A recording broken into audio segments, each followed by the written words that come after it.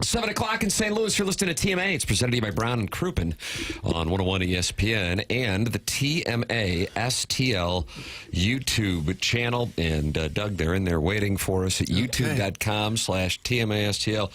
Jake Reynolds says, morning, boys. And then Roman Polak's French says, good morning. The best decision I made Sunday night was watching the lesbianism in The Last of Us to get my mind off Game 7. So the table has been set, and the Stiefel dossier is ready. Holy spoiler. Only halfway through the episode. Well, what's the Sounds show? like you have an issue with Roman Polak's French. Yeah, come on, man. Come on, man. What's the show he's watching? The Last of Us. And what's that about? Apparently, it's about girl activity. Zombie apocalypse. Oh, God. Doug, you'll be watching Haven't that been this enough of evening. those. Yeah, if we could just get some more zombie movies up in this here. Well, you seem open-minded about it. I'm not. You know what else we don't need? Any more karate movies? How many karate Doug's movies need to be made? anti-karate Yeah, movies. it's interesting, the Ralph Macchio thing. William Zabka. Oh, yeah. I don't know who was in it. I just know I've seen all the karate movies I need to see for the rest of my life. Would you like to be Ralph Macchio's agent? Yeah, Ralph. Yeah, I got a karate thing. Anything else? No, I got another karate thing. That's pretty much it. Anything else? No. How about that Scott Baio? Didn't he just kind of live off being Chachi for years? I'm surprised it took us this long to get to that. We're only 2 minutes in. I thought we hit it at 1. Well, I didn't. To be fair, I didn't check the dossier in case the Stiefel dossier is loaded. Martin, this is the dossier you've been waiting for. Okay. Jackson, tell Martin what's on this Stiefel dossier. If you could, please. Well, we have John Kelly at 8:15. Nice. That's about it. Well, there's some Yoff talk. A lot of Yoff talk. Cardinals Corner. Yeah. I mean, they're your mainstays. The design, air, heating, cooling email today. Doug, that'll happen at 10:55. It didn't Okay. happen yesterday. No, maybe we should do 2 of them. We might have to, based on the schedule. We get So you're assigned telling 2 me we've points. got time to discuss Scott Baio. I always got those two mixed up. Ralph, is it Macchio? Macchio? Why do I want to say Macchio? I think it's Macchio, isn't It it? is Ralph Macchio. Ralph yes. Macchio. I got him and Scott Baio often. Do they kind of look alike? Joni loves Chachi. You can call in regarding these hot topics at Okay. 314-974-0101. The Callier and Thompson phone lines welcome you to participate. And, of course, text in 314-399-9646. And then you get the Michelob Ultra YouTube chat where friends like John Scores, Hot Shot Hit Foul is talking about Artie Lang's Beer League. And John Scores says Roman Polak's wrench, yes. Gosh, we're really struggling, aren't we? After the loss, we're really struggling to hold it together. Don't open that door. Pull it together, boy. Pull it together, boy. Pull it together, boy. Pull it together, boy. Ken Hitchcock said, do not open the Roman Polak door. Was you know what? I was texting with friends of the Feather yesterday, Doug. Even phone calls. Oh, really? And it turns out my sentiment of, I'm not doing well, was shared by many throughout the Gateway City, the Gateway to the West, the Mound City, as you call it. Well, I also think about the millions of dollars lost, not just for the Blues, but for 2, maybe 3 more home games. The restaurants and bars that won't be packed, the people that would have been working at Enterprise Center won't have those nights of work. There's really a huge effect, huge economic effect, too. But we'll rally around Jose Barrio? Barrio. Yeah. Boy, he had a big night, didn't he? I said to Doug before the game, because the game is being replayed, I said, You Doug, guys were at the ball yard? no, but it's being replayed over here. And I said, Doug, You're talking about before the game this morning. Before the show, I apologize. it. Before the show, I said to Doug, wow, you're so into the Cardinals, you're rewatching a Monday film. night game against Pittsburgh. And he said, I got to tell you, I couldn't even watch it last night. And I said, oh, no. Well, many in the area chose not to watch it as well. We were setting the over-under in the pre-show meeting of how many Cardinal fans were at Busch Stadium last night. I set the over-under, what did I say, 8,500? Yeah. Martin, you were assessing I said like 9. 10-ish, yeah. Maybe if we had to set an over-under, I'd go 9.5. I'll go 9,501. God, this guy. Now, announced, I think it was 22, but that's what they sold. Yeah. I guess you guys can do Mount Rushmores for the next 6 months. That's from the Hunchback of Vaughn Castle. We could do that. We could do that. Mount Rushmore of Jose's. Oh, I like that. Canseco. Jose Barrero. Which is it? It's Barrero. Barrero. John Scores Larry Nickel conspiracy is going on in the YouTube chat that Larry Nickel probably will, he says, don't count on Larry being on today. Jackson, you continue to keep Larry Nickel off the air. Why? Oh, come on. Oh, man. Where to begin? Don't we need him today? I always love hearing from Nixie. And we've got a big wrestling event coming to St. Louis. Or it just happened. One of the two. It'll be here this weekend. That would be Backlash. Backlash. Are you going, Kurt? I'll be out of town. I'm leaving for Boston tomorrow. Oh, that's right. Shipping up to Boston. I didn't read the text on Friday because I thought it was hurtful. It said that Kurt might be a serial killer.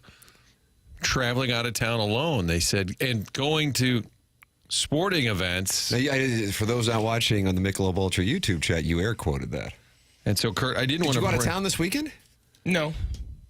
So where did this come from? He was threatening to go to Winnipeg. Oh. Or not threatening, but I guess you just tossed it out there what it would cost. You were going to go to Winnipeg? I looked into it. The tickets were relatively inexpensive on the secondary market, and I looked at the driving distance and time. It looked like it would clock in around 15, 16 hours. But I could have gotten the building for less than $200. If it would have been on a Saturday night, I probably would have considered it. Wow. Yeah. And you would have just gone Han Solo. I think so, yeah. Wow. Following my boy Alex's footsteps. That's right. Well, it's nice to have that kind of confidence. Yeah. That you would go up there, alone and know that you're going to be alone the whole time and that you could handle. A lot of people wouldn't have any interest at all in going alone. Well, you make friends, Make Doug. friends along the way. Yeah. I always find it easier to travel with other people so that you're not always the one who has to make every single decision about where you're supposed to go and where do I get my luggage and where do I stand in See, line. How do I get a car? I've grown to like to travel alone because then I don't have to accommodate anybody else's schedule or what they want to do. It's all about me. But, Doug, when you take a 3-week vacation, where would you go? I never took a 3-week vacation. Well, that's not what Savard No, said. well, he was wrong. Known liar, Steve Savard. It was fake news is what that was. Can you imagine that 16-hour drive home after that heartbreaking loss? Leaving Winnipeg around 10:30, driving through the night. How much can it possibly cost to fly there? He said, crowdsourcing. That's short notice. I was told it was like $1,700. Oh, gosh. And so you wisely decided not to go. Yeah. Rusty Pecker's not happy with you, Martin. I didn't read this text last week because I thought it would be hurtful, so I'll just say it now. Nice, Martin. Real nice, you bobblehead. That's from Rusty Pecker. Bobblehead is an insult, I guess. God. Bobblehead.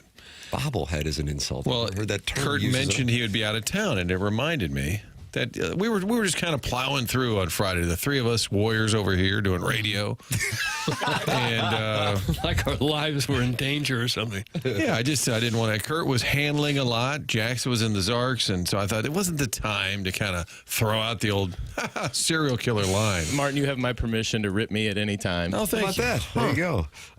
Don't worry, Kurt. I did a lot of stuff alone when I couldn't get laid, too. That's from Nate in Tallahassee, Doug. And he has not been happy with the program for years. Get in line. You don't know that I'm celibate, Nate.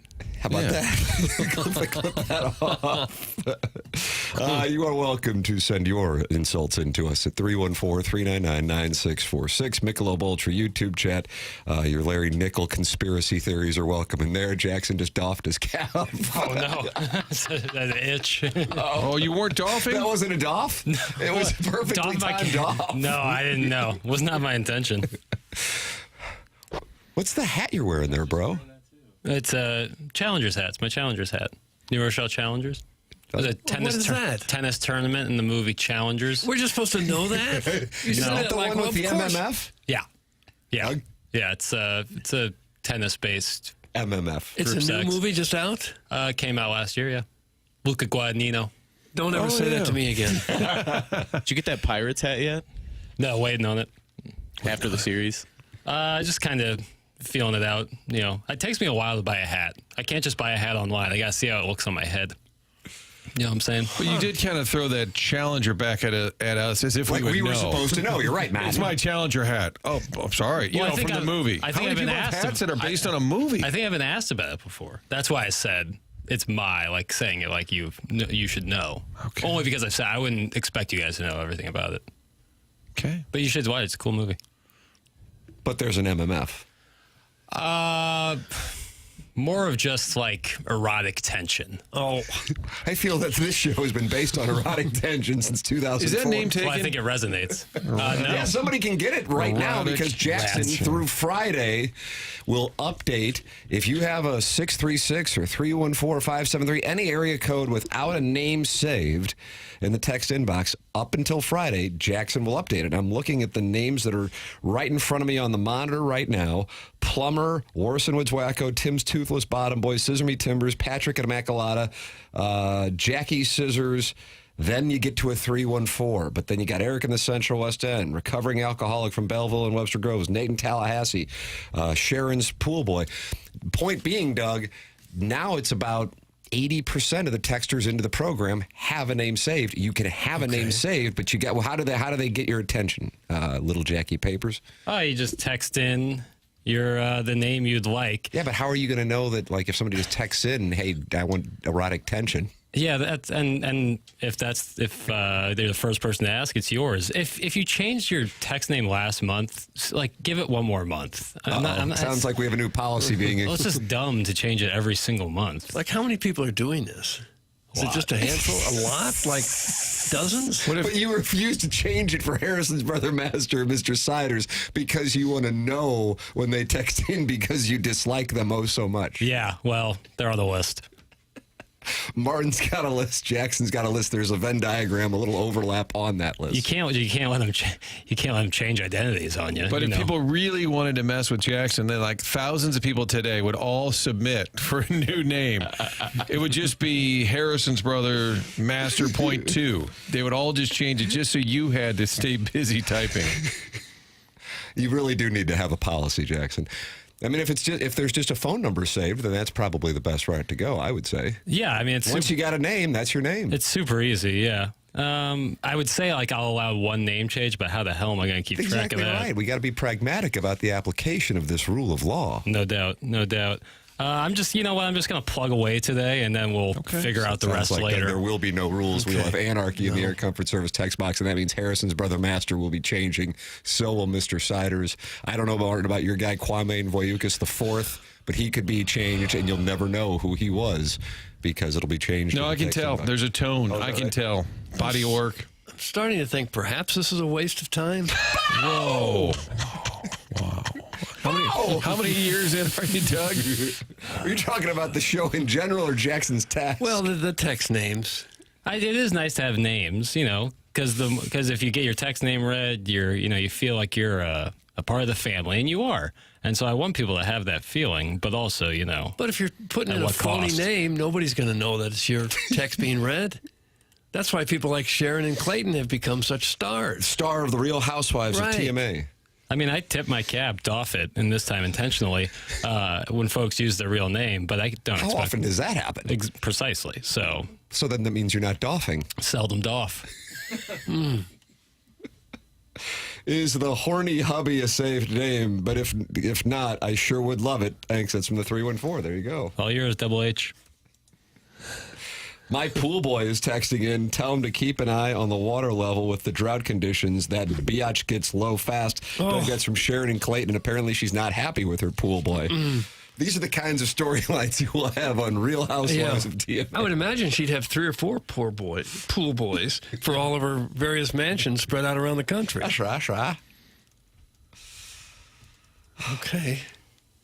Well, let's just spend the next 4 hours changing names on the text line. Longtime listener, first-time name changer. Can I change my text name to Joey Vitale's Wounded Bird? That's from the unknown DJ. A lot of Vitali. We got Joey Vitale's face dong. But yeah, whatever. Martin Kwame Voyukas IV, who's on your Mount Rushmore of least favorite texters, says, change my name to Kwame Voyukas V, please and thanks. I think it's a way to terrorize Jackson. You just take your name and add an S, maybe an apostrophe, maybe an umlaut on top of it. Oh, Tom Newton, Doug. Number 61? Yeah, Tim why number did he 62? deserve the umlaut? And why doesn't everyone from Germany get an umlaut over their U? Sharon, you seriously don't have an autofill feature on your pool? Hashtag poor. That's from Jonathan Mardukas. Oh, is it? I thought that was going to be a Mr. Licks vehicle. I did too. Licks is waiting. He's lying in wait. Real Housewives of TMA, you can apply by texting in and letting us know you want to be at Doug's audition. And when is that? I know it's taking place at Brio. You got the patio out there? Is that what you're going to do? If the weather holds, sure. If not, we'll find a spot on the veranda. Well, the good news is the forecast is glorious. I mean, have we turned the corner? I've got nothing but highs in the low to mid 70s through next Tuesday, and then a high in the 80s on Wednesday. And Doug, sunshine on my shoulders. How do you do? Only one day with precipitation in the forecast. Now, this is according to the iPhone. Hell, it could be wrong. I've been told by real weather nerds that the iPhone forecast is one of the least accurate you're going to find in the weather community. Martin, the chief meteorologist over at the Glenn Fox Zimmerman. does he ever say, hey, don't pay attention to that iPhone app weather forecast? I don't know that I've ever asked. I often walk in the studio, and he's just done 10 hits. Nice. But I wasn't watching, and I said, hey, is it going to rain tomorrow? He's like, thanks. Just did 10 straight minutes of weather. I will ask, is the iPhone... Well, they must get it from some source that's reputable. They wouldn't just hire some schlepper, some Shishawali weather schlepper. Is that taken? Who wants to be the Shishawali weather? I think the whole job of meteorology is you interpret the national forecast and kind of localize it. It's an inexact science. You ever do weather, Doug? No. I did the weather one time. Oh, yeah, come to think, I did once in Rochester, Minnesota, when I was like the only one left in the Somebody building. had to do it. It was really ugly. Yeah, just a lot of ugly I had graphics no on idea, the screen. Yeah, no idea what to say. Hey, guys, who is the texter that you've met in person that surprised you in terms of them not being like their on-air persona? Thanks. That's from the 616. Doug, where is the 616? Is that Louisville? I do you just say don't Louisville know. or do you say Louisville? I say Louisville. Whoa. Yankee. Deke Dotem seems like a solid answer on that one. Deke Dotem's a great answer. I mean, it's like chalk, but it is. Doug, you consider the answer Deke Dotem like chalk? And the question is, which texter is not like his texting persona? His or We her. say his, but Yeah. it should be his or her. Okay. You meet him and they're a normal, salt-of-the-earth fella. I got to tell you, I've met Mr. Siders. He was with a wife, and he was a delight. Beard situation? I can't speak to that, you know, Okay. and I don't kink shame. But he was a delight. But he's very critical of Jackson's open club face and his distance with the 7-iron during this program and other issues with the show. But he's a delight. Okay. I met Ray King at the Christmas party. I enjoyed Ray King. Yeah, and it turns out that guy that he's kissing, who's a little overweight with a beard at the Blues game, isn't actually his wife. It's not. Doug? Well, maybe there's just some erotic tension in section 248. It could be. It was a long, cold winter. I hope I can't come off hornier in person. That's from caller Buzz, Doug, and he won the Listener of the Month in June 2023. So he's Okay. got great credibility. That was from telling his tale of meeting up with the doctor and his wife at Busch Stadium, That's right? actually, wow. I had forgotten about that, but yes, that is correct. That's how he won it. Yeah, I think that was an MMF. Is this a sports show or what? Not really. Cardinals are on a 3-game heater, and there's no mention. Hey, great job on KMOV last night, Doug. That's Dave, and he's on Mo Fallon. Wasn't there. Who was there. on Is it embarrassing though, like when the hot girls like massaging your scalp and like you have all the dandruff everywhere? Martin, did Charlie just come in and read like a script? Is he AI generated at this point? We just have Charlie's voice, and Jackson types in a sentence he once read. We actually don't need Charlie. Charlie, you don't need to come in. Boy, Jackson, you're getting a lot of text name requests today. Holy moly. 314-399-9646. Then you got the Michelob Ultra YouTube chat.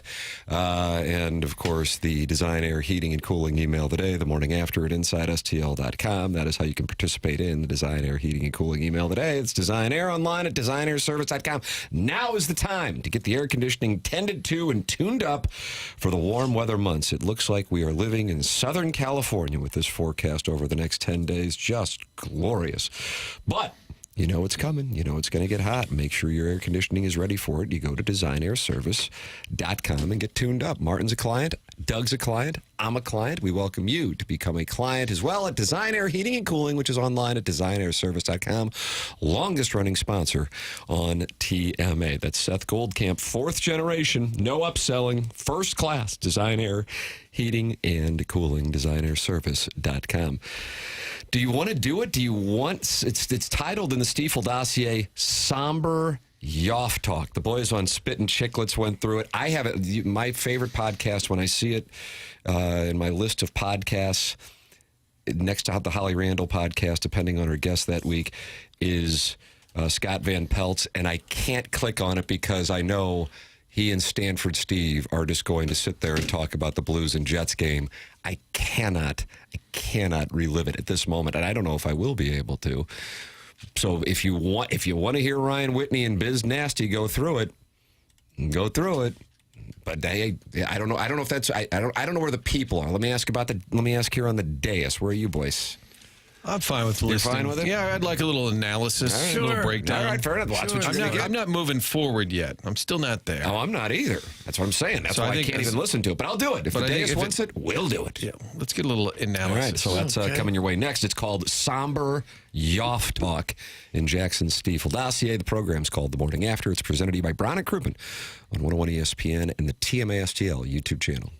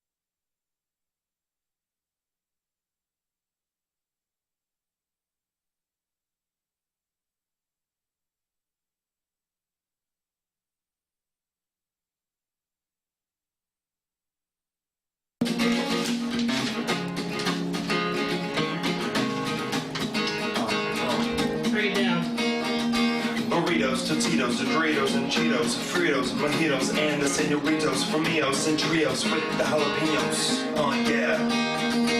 Tacos from Pacos with panchos, nachos, churros, rancheros, and some Canyoneros.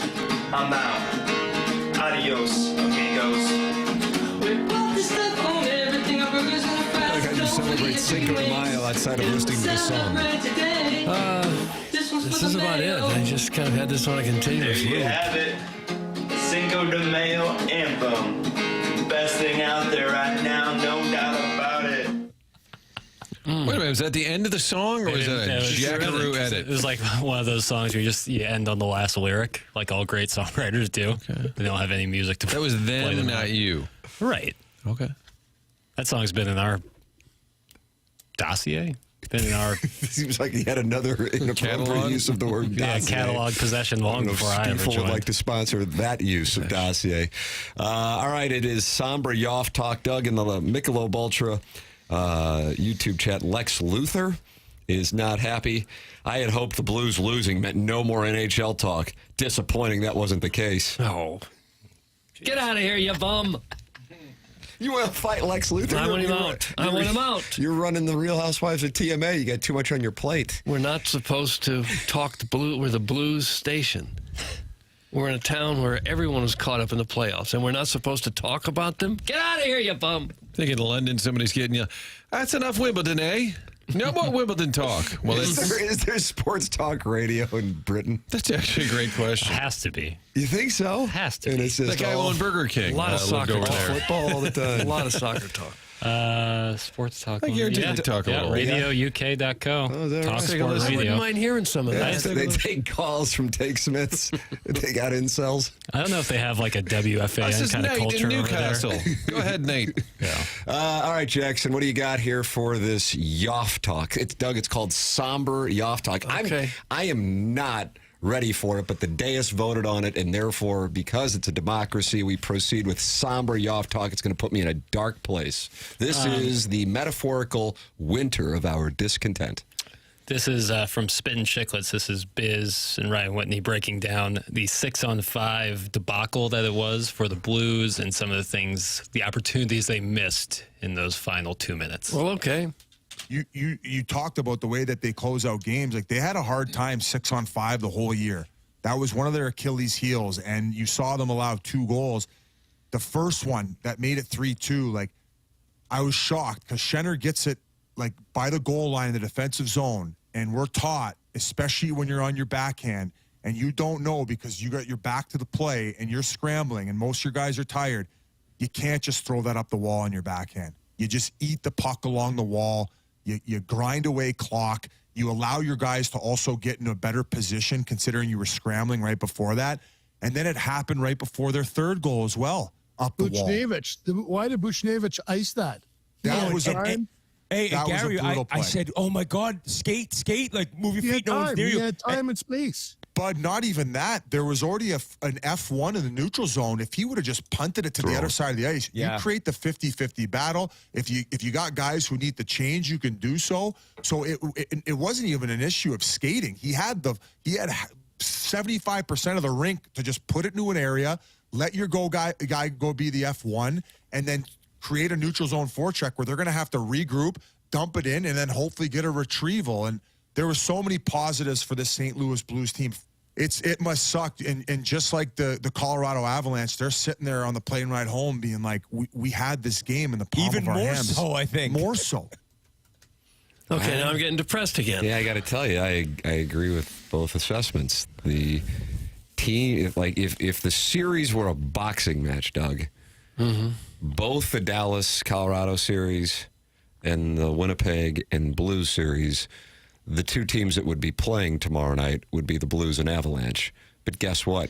It's not a boxing match. No, it isn't at all. Because from a scoring standpoint, the Blues and the Avalanche both outplayed the opposition. But guess what? They're not playing tomorrow night, Jack. They're not playing at all, brother. Okay. If you look at that play, and Strickland was on TV with me last night, and I said, what could Booch have done? Other than skate, he said you can also do a soft dump, which sounds like a texter to this show, but he said you just don't fire it down. Either you skate it down there, maybe pass it to Thomas. And looking back, I do want to watch, as hard as it is, I want to watch the last few minutes of the game. I enjoy a good analysis there. What could they have done? It was 13, Curb said it yesterday, 13 goals given up, 6 on 5. You think about how many games. Think about how many games you're not even in. So take those 30 games you're going to lose. So it happens 50 times, and you give up 13. It's got to be structure, and it cost them.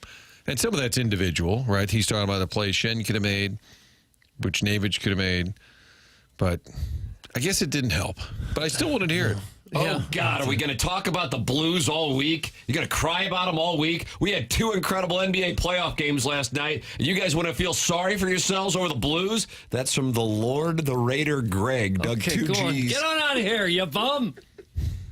We're going to talk more Blues.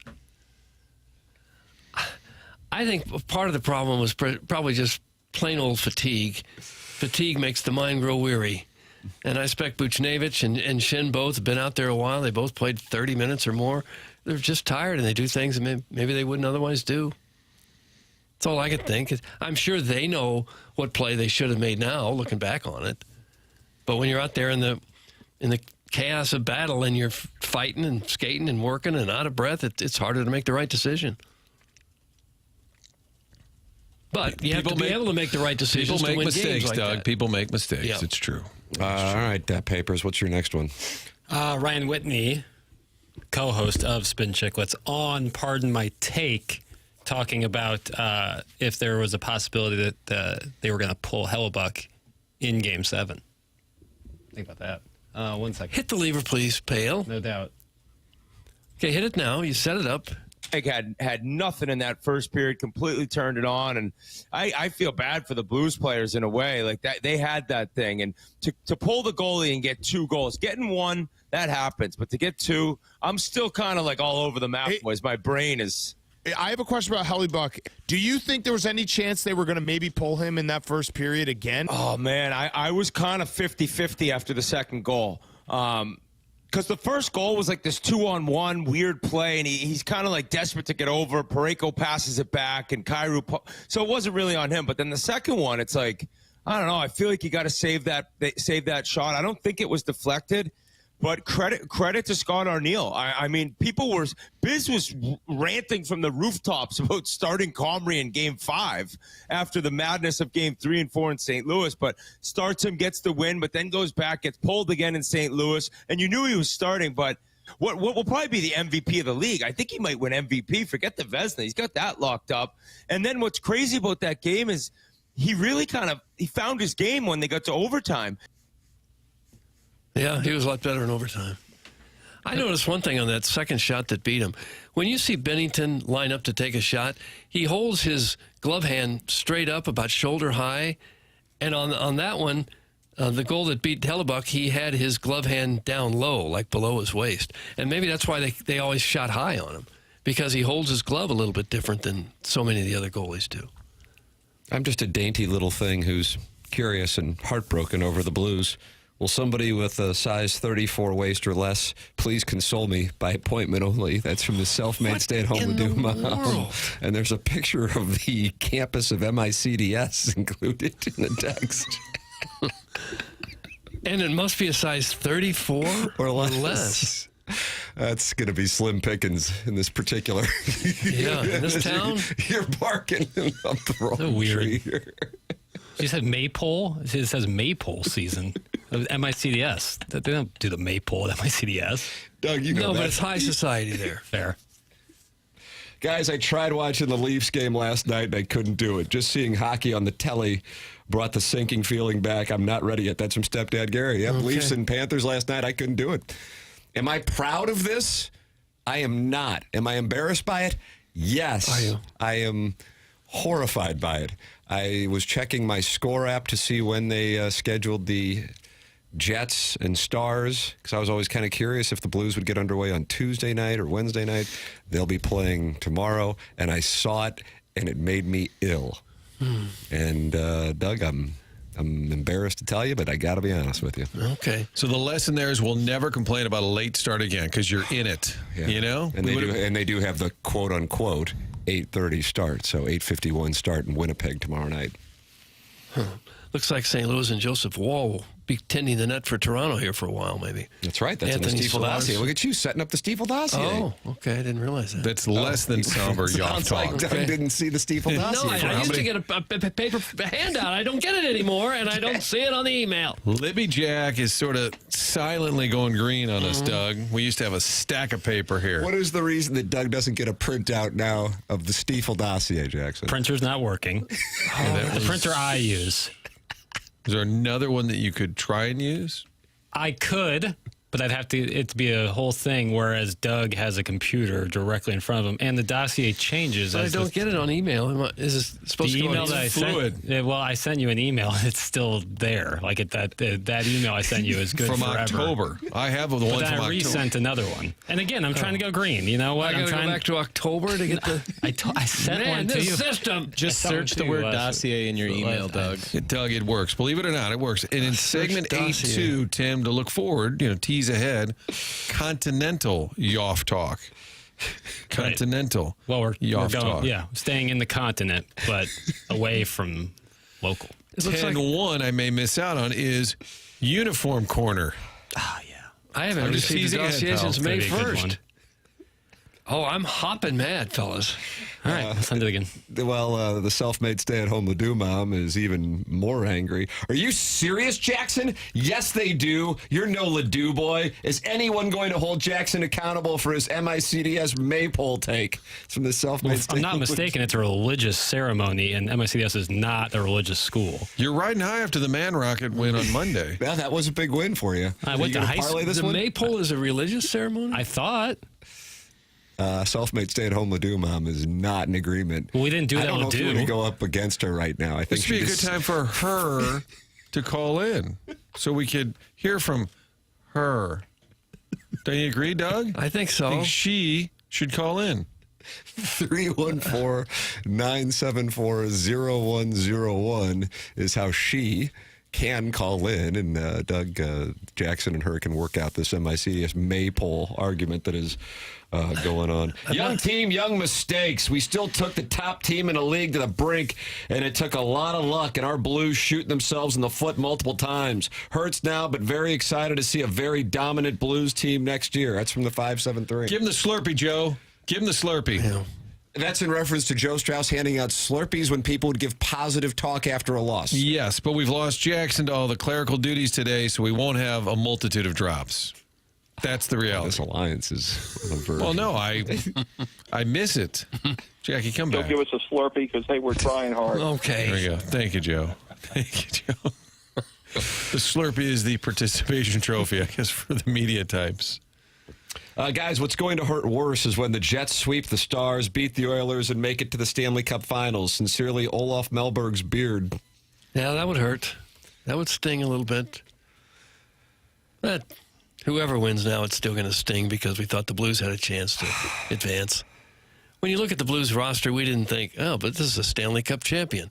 But then the way they played the last month, 2 months, yeah, they could have beaten anybody, I think. Yeah, I can't underestimate them because they kept surprising me when it didn't look like they would have any reason to be in the mix. And look what they did. Parayko, Holloway. You think we'll get the injury news today, Martin? I think so. I think Holloway, the extent of it, he was never going to return. Right. I'm like, oh, okay. Robert Thomas, what really was wrong? What was the issue? And how limited were you? You think we'll hear something on 25? Yeah, I don't know if he was. I mean, I think he may have just been rattled and knocked around, but you're right. Specifically, he had a torn labrum, played through it, and you're like, oh, God, now I feel bad about all those texts I sent. That's a good one. Yeah, 25. Is there anything scheduled today? 11:30.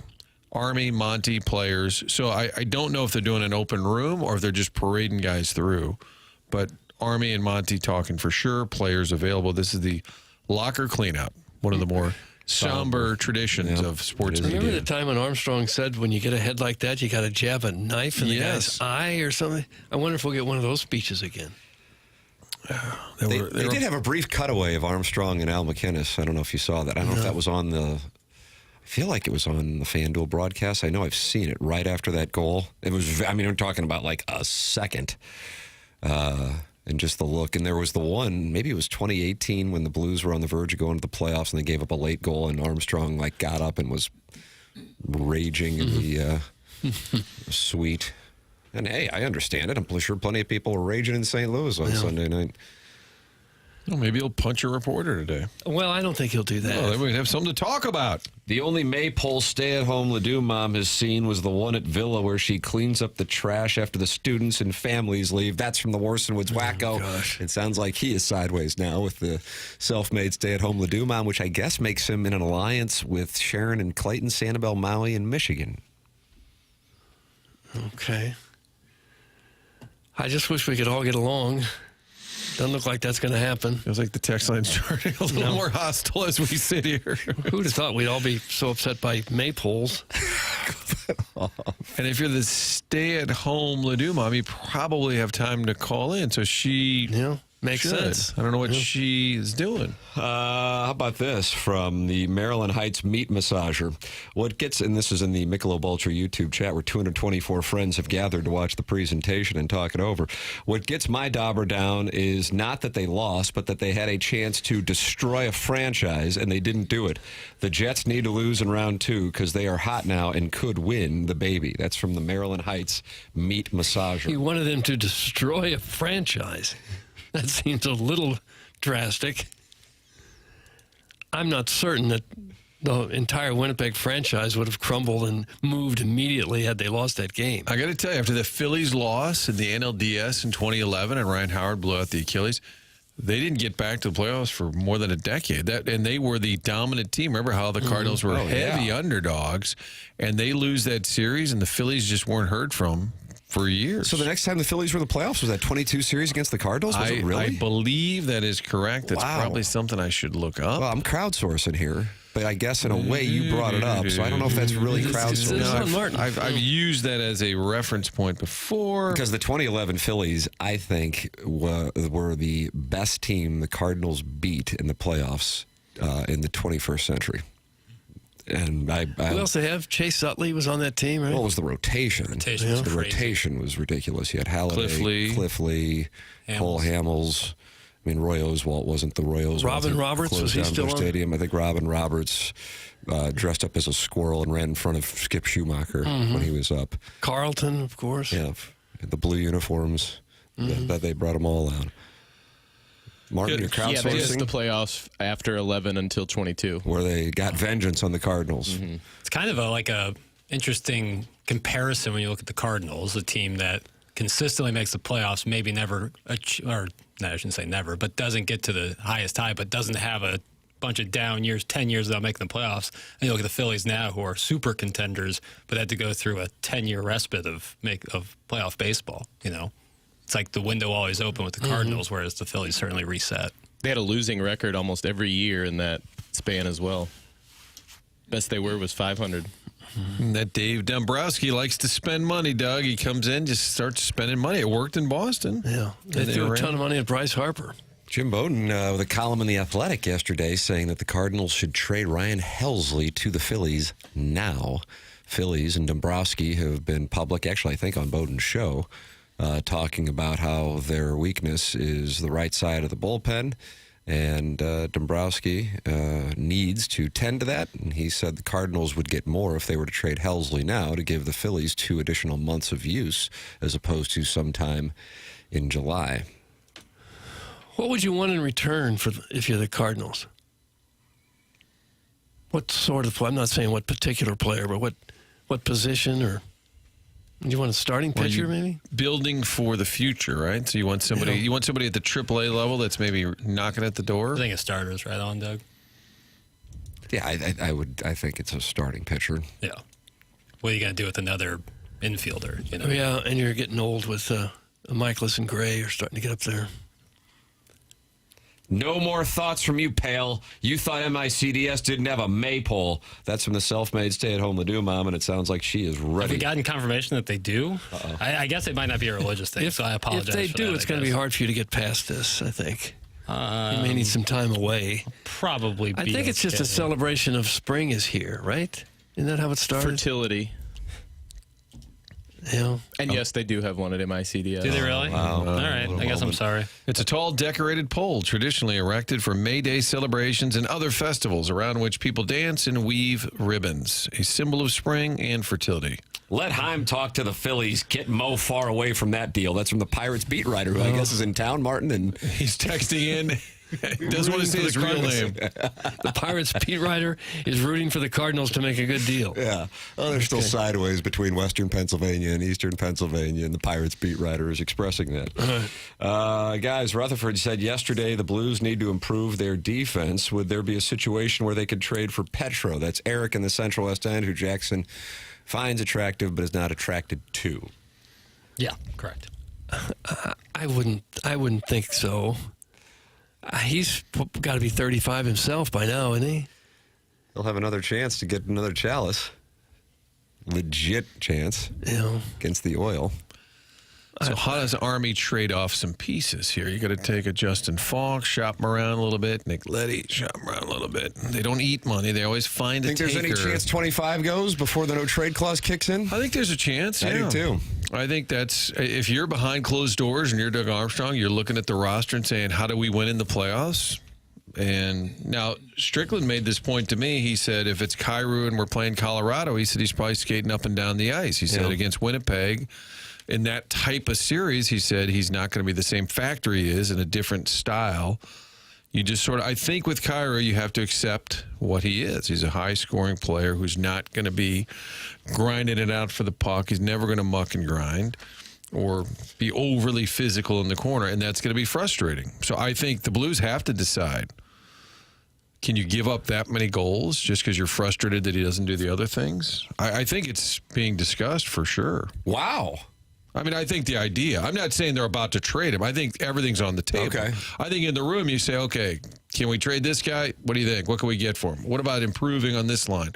I'm not saying it's an active conversation. I'm telling you that they're going to go through all these scenarios. I think they're always looking at who should we move? Nobody's untouchable. Okay. What can we do to improve our forwards?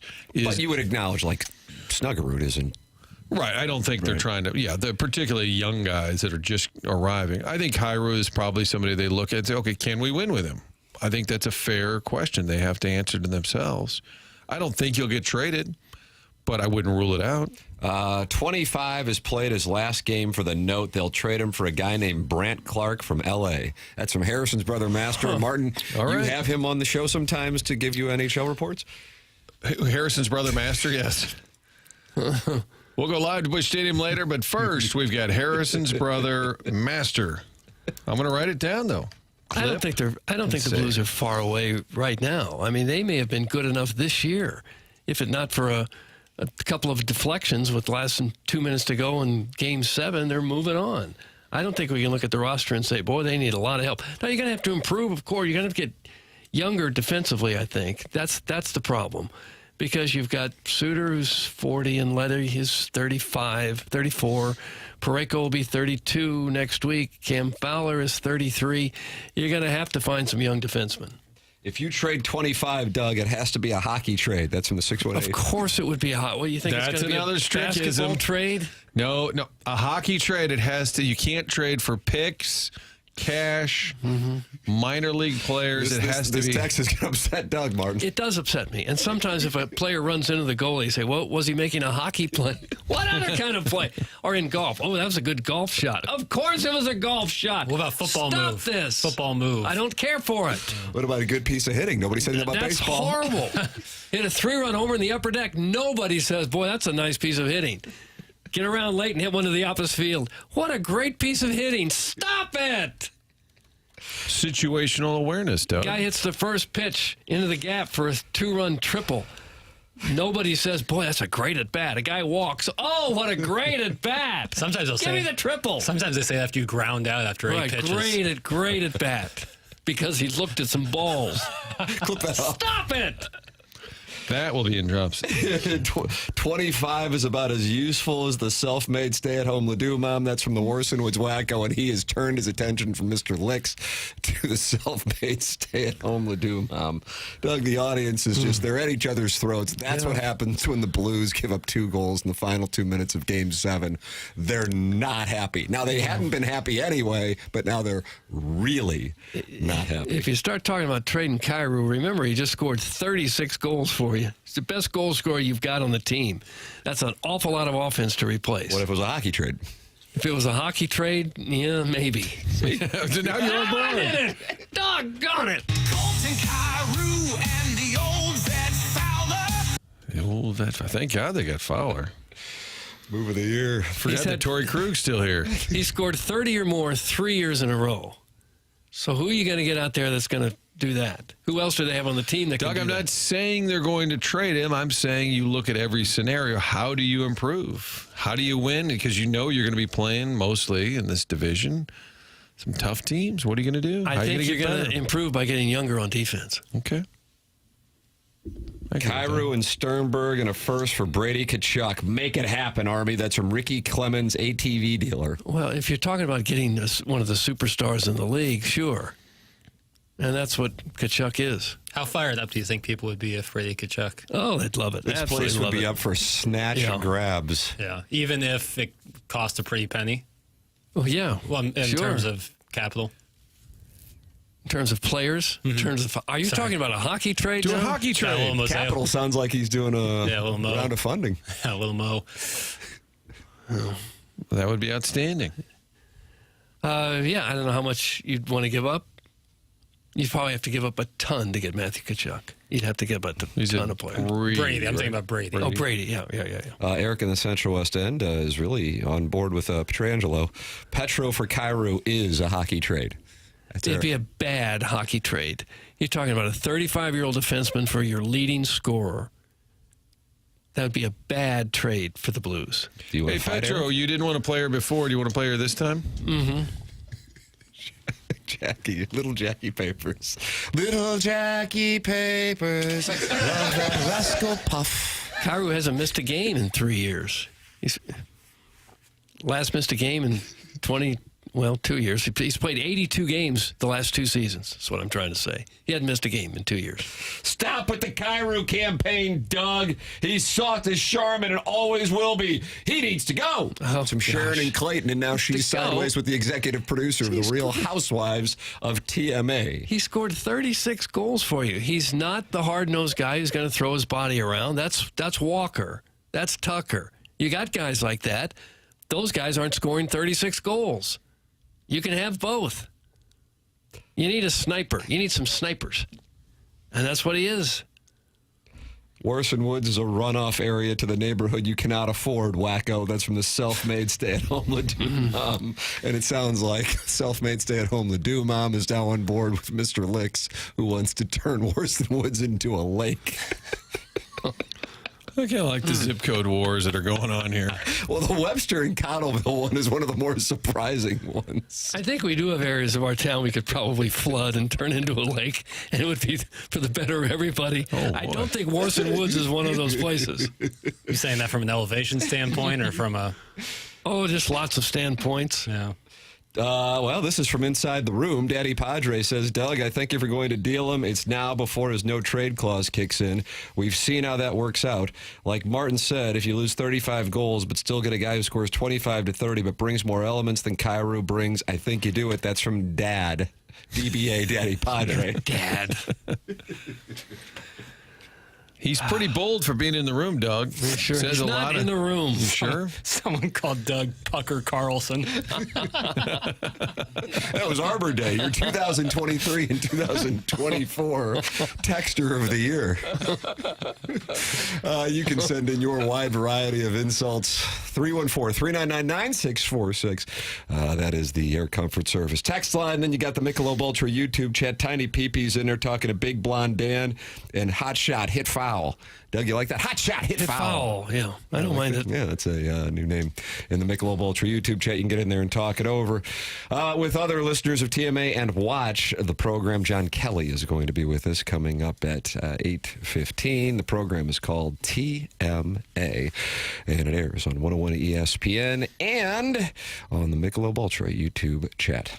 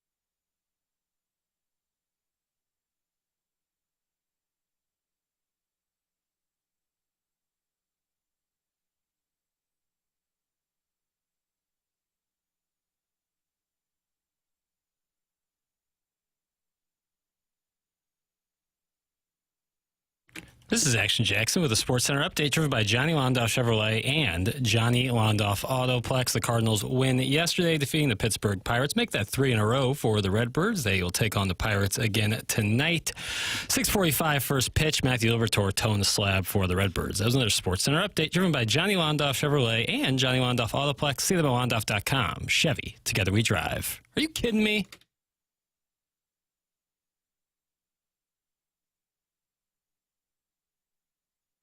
It's TMA 101 ESPN. The show's presented to you by Brown and Crouppen. And joining us right now in studio, Ed Hermann from Brown and Crouppen. Morning, Ed. Good morning, everybody. Ed, is there any lawsuit we could file against the Winnipeg Jets, how they've hurt our feelings and they've crushed our spirits? I wish, but I don't think that there's any amount of money that could be awarded that would take away that pain. Yeah. That was crushing. I was just mentioning to you in the break that, I don't watch a lot of the games on TV. I actually watched that one from beginning to end. And, I never felt that confident with it until it was in the last 2 minutes. I guess 3-1. All right, they're already empty netting it. We're not in bad shape here. Mm-hmm.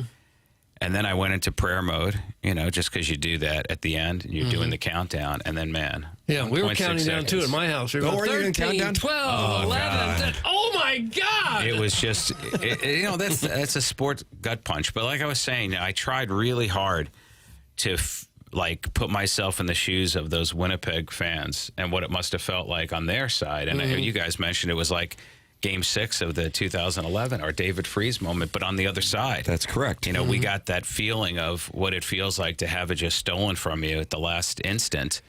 But that was the greatest game probably in their history. Sure. Those fans that were there, that watched it, they'll be talking about that game for the rest of their lives. That's the truth. And so what one of our conversations was, and today I think we have a little more clarity, even though it's still recent history, that around here, and I'd be curious with you as a New York sports fan, in addition to being a St. Louis sports fan, I want to make that clear, but we truly, if you want to look at, because I said since 2000, Ed, has there been a moment where a St. Louis team, and I include Missouri and Illinois in there, as in the universities of, has been in a spot where they were on the verge of winning a championship or a series and then lost it, like what happened on Sunday night? Because we've been on the good end of it with Pujols and Lidge. Cardinals eventually lost that series. And then in 2011, of course, we know about Game 6. And then in 2012, the Cardinals were on the verge of losing to the Nationals. They were down 6 in the third inning, and were down 7-5, I think, going into the 9th of Game 5, and came back and won that. That was brutal for Nationals fans. But we hadn't been on the receiving end of it. And I think the one you got to go back to, even though it isn't 2000, you got to go back to 1985. 85, yeah. That was where my mind went. That's it. What do you, maybe there's an obvious one that stands out to you? There really isn't. I'm trying to think if there were anything with the Rams. I mean, there was the one game against the Panthers. But they were down 11 with 8 minutes left. So that wasn't a game where they had a lead. That's true. It was just it was a gut punch ending. But yeah, no, I can't. Nothing else jumps to my mind. What about in New York lore? I'm thinking like, New York lore. I mean, we go back to the 2004 ALCS against the Red Sox. Yeah. I mean, we're about to sweep them. And what up a run, and that's the famous Dave Roberts. That was Dave Roberts gets on first, steals second, and Bill Miller is able to hit a base hit. St. Louis ties it up. Yeah, he was a good, solid hitter, Bill Miller. And then, of course, extra innings, David Ortiz, the walk-off. And even that only made the series 3-1, but we all know what happened. They never lost again. They swept us after that, and then they came to the How about Babe Ruth getting thrown out stealing in the 1926 World Series against the Cardinals? That breaks your heart? That's a little bit before my time. Have you seen the film of that? Do they have film of that? Yes. I have not seen that. Babe chugging around third? No, he got thrown out trying to steal second to end the 1926 World Series. Yeah, I don't know who gave him that green light. I think he pretty much did whatever the hell he wanted to do. Maybe he just wanted to go home. It's possible. Maybe there might have been a beer on second base. We don't know what happened there. But the Jets win one Super Bowl years ago. I know there's a lot of misery, but on the big stage, the Giants have won Super Bowls. I'm trying to think of you haven't had a lot of Buffalo Bills moments in New York. No, technically the Buffalo's Bill moment was in New York. That was my team too. I was going to school in University of Buffalo. But actually in that year, the Scott Norwood year, I was still very much a Giant fan because I was from downstate. So that first year, I was kind of anti-Bills. But that town will win you over, and those guys at that time, that Bills team, even to this day, I mean, it was stacked with Hall of Famers. Jim Kelly, Andre Reed, Thurman Thomas. Bruce Smith. Bruce Smith, all of those guys. And Cornelius Bennett.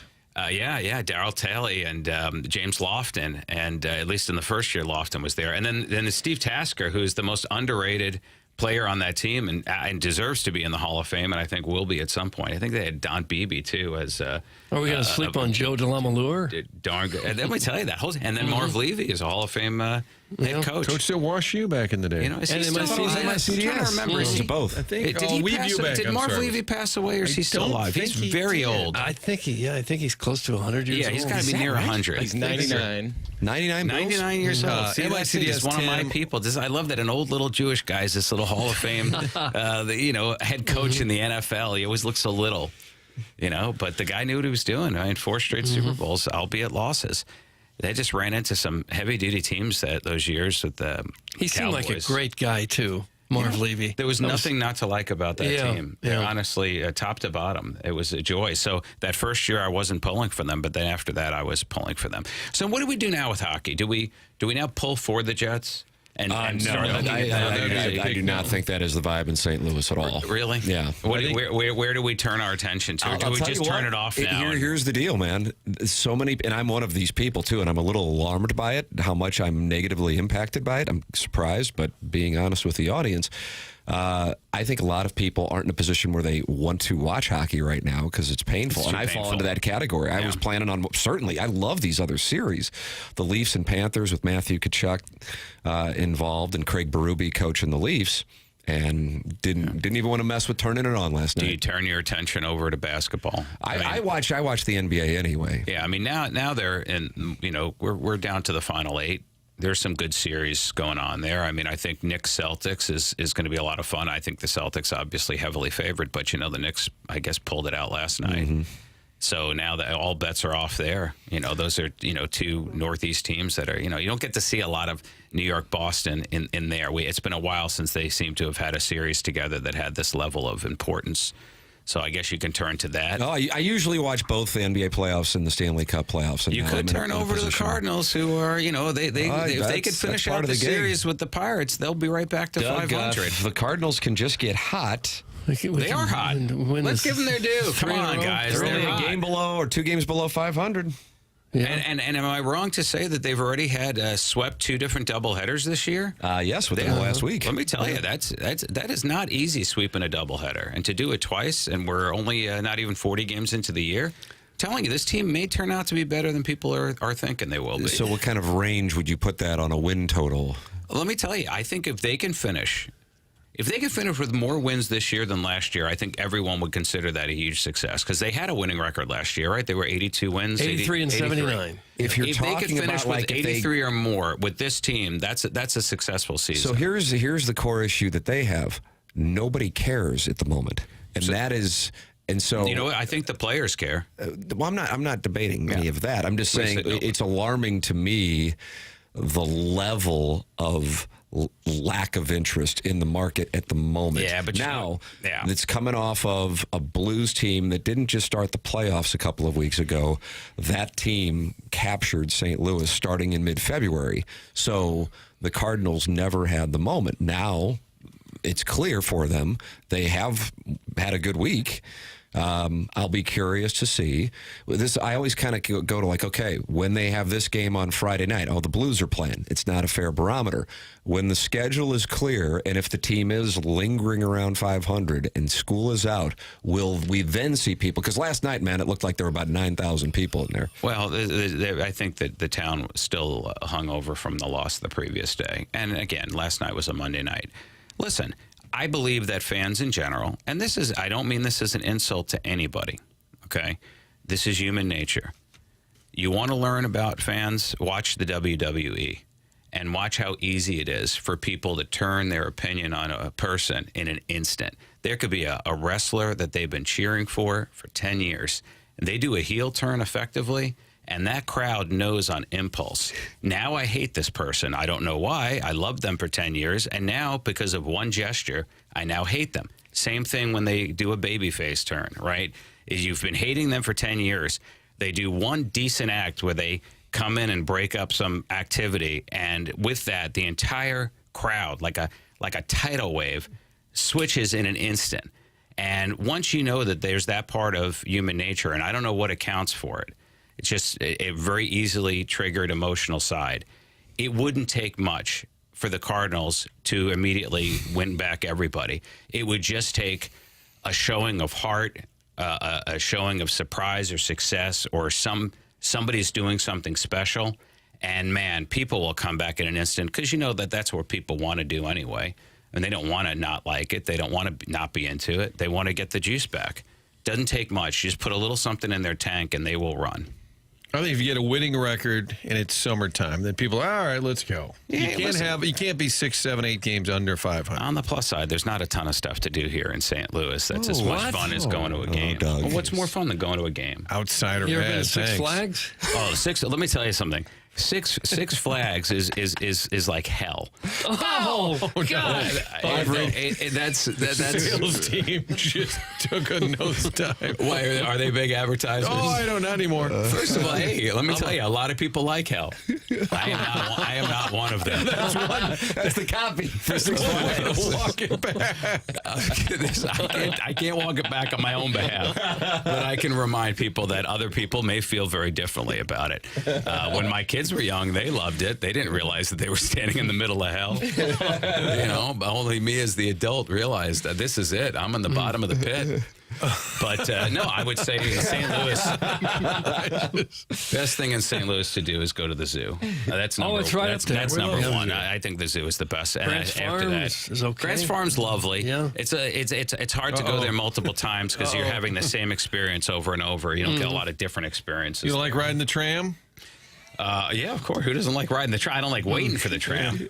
I don't mind riding it, though. Doug, you love a good petting zoo. I don't mind it. Well, that's why you installed one? What else do you do in St. Louis if you're not into these other things that we have? Ed wants you to go to the ball game. To me, I think we have a great food scene. I mean, I can enjoy St. Louis very much, just going from restaurant to restaurant. And I did go to see Paul Simon at the Stiefel. Oh, how was we he? do get some good acts that come to town. You know, we get a lot of good ones in St. Louis. We get a lot of good stand-up comedians. Like anybody who's anybody will come through St. Louis, and I think we're helped by the fact that we got some new venues like the Factory out in Chesterfield. Yeah, they get a lot of good people. Like just in the next 6 months, the numbers you should get them on the show. A lot. I don't know how those things get booked, but you got so many big names coming in the next 6 months here in the stand-up comedy world. So, like, if you want a night out, it's a great place too. If people have not checked it out. Blue Strawberry. Have you been there in the Central West End? I have not. It's sits about 100 people, and it's like I would call it a jazz club, but they get some pretty good acts. Usually just individual singers, and it's like you go there, you have dinner, and you watch them perform for like 2 hours. It's very intimate. So you want to talk about a great date night? If somebody's looking to do something nice for the gal in their life, or maybe for Mother's Day. Not today. You could take your mother, but you could take your wife if she has children. So if Six Flags is sold out, go to Blue Strawberry. Listen, I'm a weird guy. I'm older and differently cultured. I'm not saying better cultured. I'm saying differently cultured. The other thing that's a nice venue is the Sheldon.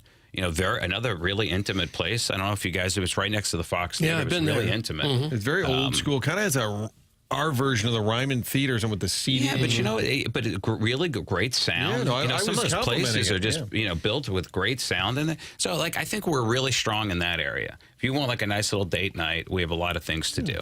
But I mean, what could be better family wise than the zoo and then the Cardinal game? There you go. I can't think of a darn thing. Paul Simon played back-to-back nights, I believe. He did, yeah. I went the first night on purpose because I thought, he's like 83 years old. And I thought, I don't know if he's got a strong enough voice to get through one, let alone back-to-back nights. So I figured I'd get him when he was fresh. So he played his new album in its entirety, and then the many of the it was songs. Interesting. Yeah, the first half he did the new album in almost like it was a classical music piece with no breaks in between, like they were just different movements of the same piece. So he went through the entire thing.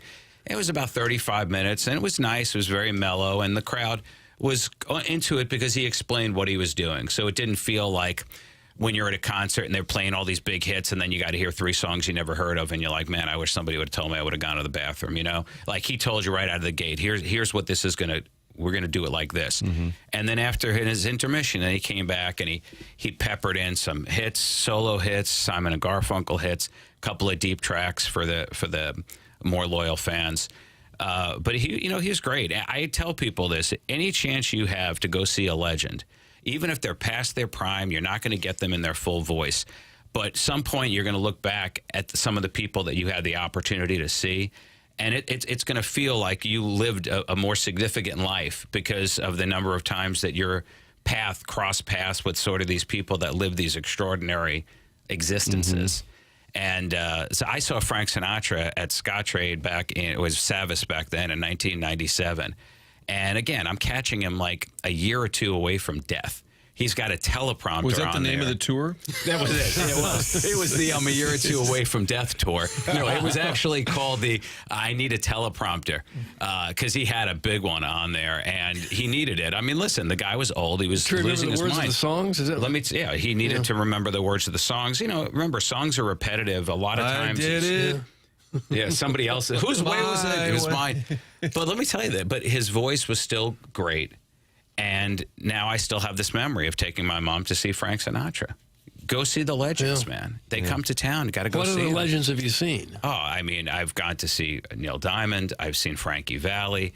Of course, legendary. I've seen Paul McCartney, Elton John, Billy Joel, Bruce Springsteen, Phil Collins, Don Henley, the Eagles, U2. That's a good lineup. I mean, I go to a lot of concerts. I think live entertainment, there's just nothing beats seeing something live, whether it's sports, a concert, a theater, a play, or a musical.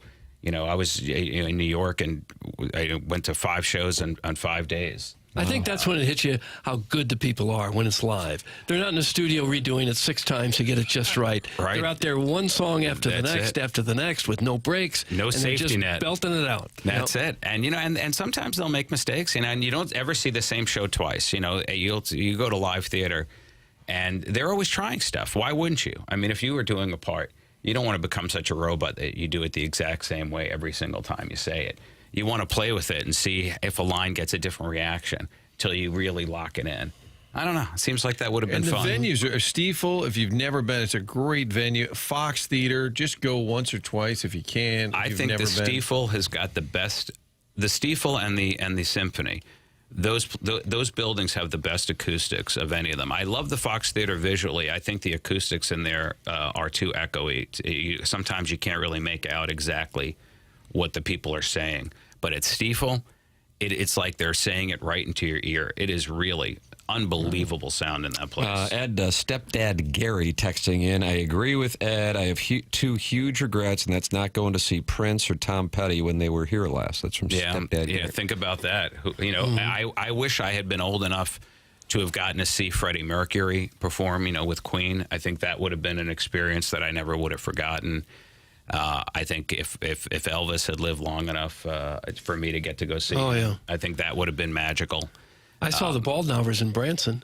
I'm telling you, this one guy can pull his lower lip clear up over his nose. Is that the Gumps? Yeah, that freaks you out, doesn't it? Those things freak you out. And they stick them all over the posters, and it makes me want to drive straight through. That's scary. I can't believe somebody sees one of those posters and thinks, I got to buy a ticket to that. It helps when you have no teeth. I think that helps you pull the lip up. It gives you the clearance. You need more clearance, the elasticity. It's really amazing. But, listen, there's something for everybody. I went to Branson and saw a show where a guy was using a real dog like a ventriloquist dummy. It had a little thing that they wrapped around the dog's face, and it made it look like the dog was talking. I watched the guy for 90 minutes. I was captivated. I hadn't seen that before. At Herman, Brown and Crouppen, online at brownandcrouppen.com, or call 314-222-2222 with some good counsel on Doug seeing the legends while you still can. But not so much Six Flags. No, not so much Six Flags. Unless you like hell. Unless you like it. Some people do. That's where you can see what Bugs Bunny with some teenager inside of him. Oh, sure. Pulling the head off and smoking around back. That's my favorite part is when they say, I'm going to go get the manager if there's an issue at the ride, and the manager is 16. That's it. What's going on here, guys? Ed Herman, we always appreciate it. Thank you so much. Take care. Have a good week. You too. Ed Herman of Brown and Crouppen with us here on TMA. John Kelly joining us on the other side of the break. This is TMA. It's presented by Brown and Crouppen on 101 ESPN and the TMA YouTube channel.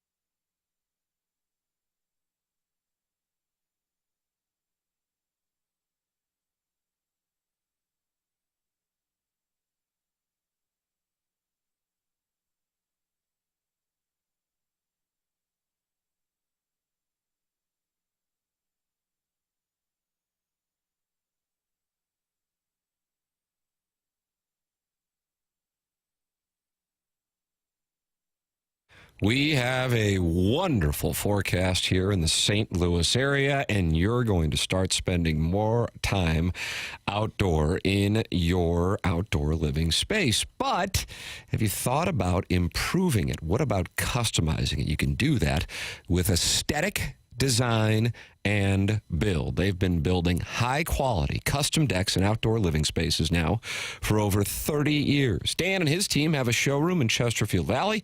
They walk me through all the different types of custom work they're capable of doing.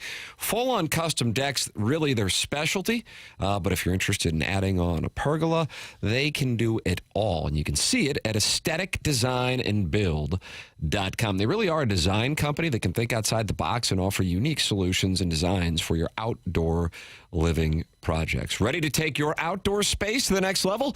Dan and his team at Aesthetic Design and Build have you covered. Call them at 636-532-5008 or visit them online at aestheticdesignandbuild.com and let them know I sent you their way.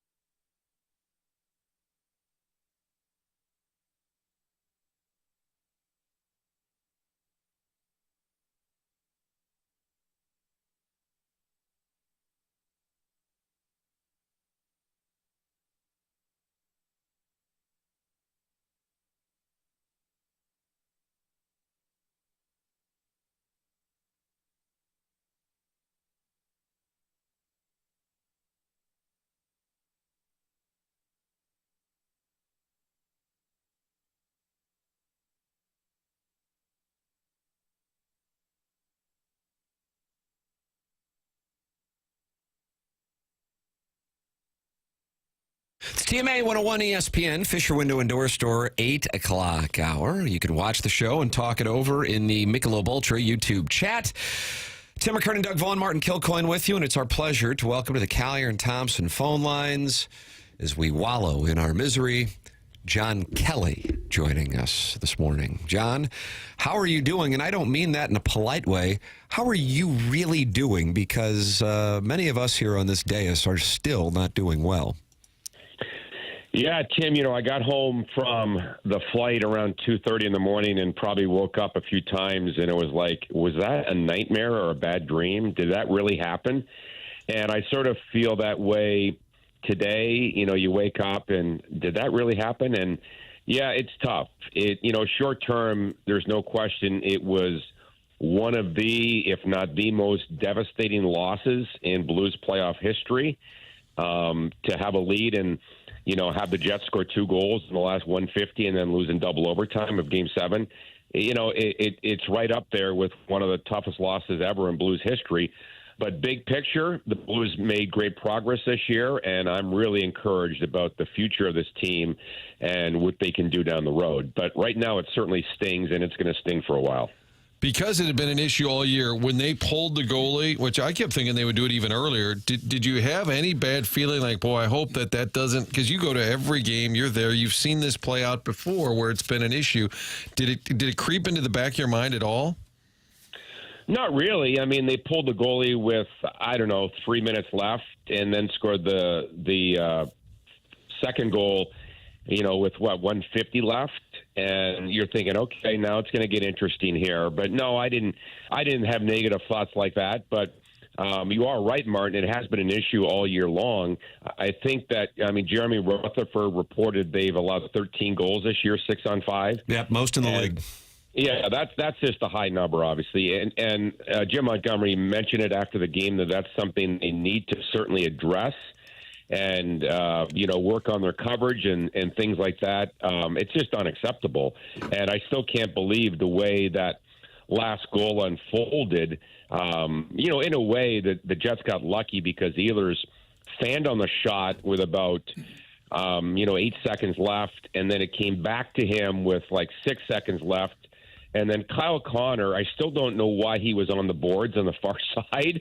You're totally out of the play at that point.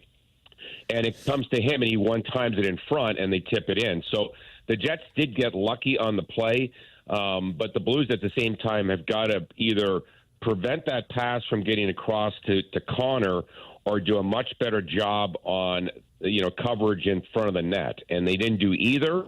And the Jets converted, and then we saw what happened in overtime. Have you watched it back? I want to, but I haven't yet. I watched it back numerous times. Okay. And, prior to that, of course, the Blues had numerous chances to hit the empty net. And if they do, obviously the game is over. And, yeah, I watched it a lot. And so many things went wrong for the Blues. Some of them are their own doing. And so many things went right for the Jets, as I documented. So that kind of play probably wouldn't happen. It would probably happen once in 1,000 times, quite honestly, in any game. For all those things to take into effect, but it happened, and that's the way it goes, I guess. I think the play that a number of Blues fans really circle, and you and Jamie Rivers talked about it right away, was Buchnevich when he had the opportunity, not skating it out of the zone and just firing it down to the other end of the ice, and what that could have. I mean, when something like this happens, of course, you go over it like the Zapruder film, but that was the one that in the moment. And now, and the reason I cite that you and Rivers talked about it, the Jets hadn't tied the game at that point, so it wasn't like something, let's look back after the fact. I think that was something that in the moment, certainly you guys called attention to it, but other fans were like, I wonder what happened on that play. What is your analysis on that one, John? Well, Tim, I agree. And, at the time, I believe Robert Thomas was up the ice as well. And, could Buchnevich have gotten to center ice and chipped it in, or perhaps gotten the puck to Robert if he was the player up there? Again, a lot of ifs and whats, right? I don't know.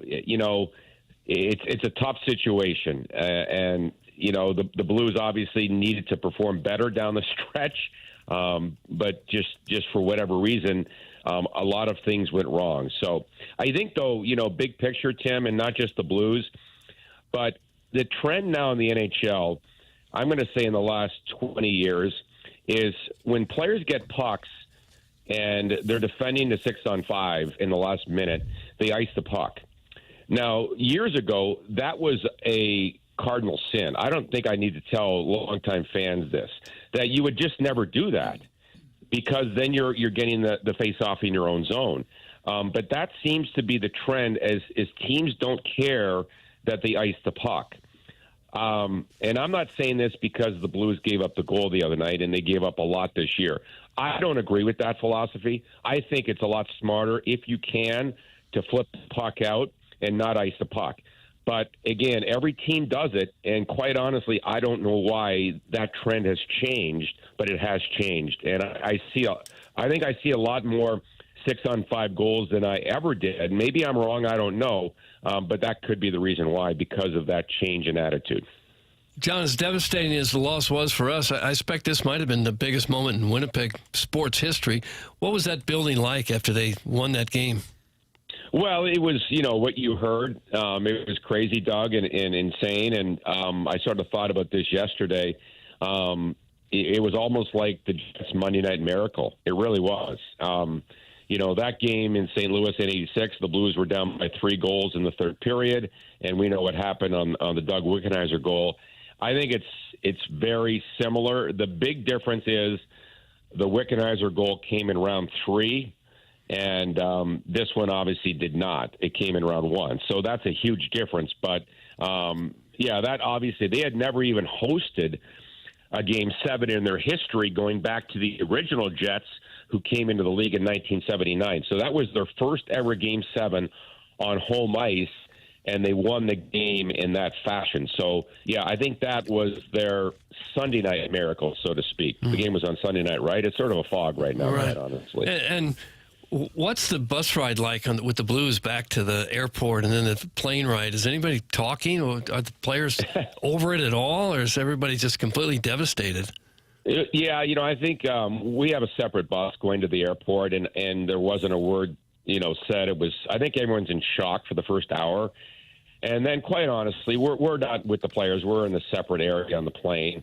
But, you know, in observing, you know, they were acting normal and things. I'm sure they were still devastated and things like that. But no, they get over it. They're professionals. It was a game. It was a devastating loss, but you got to move on.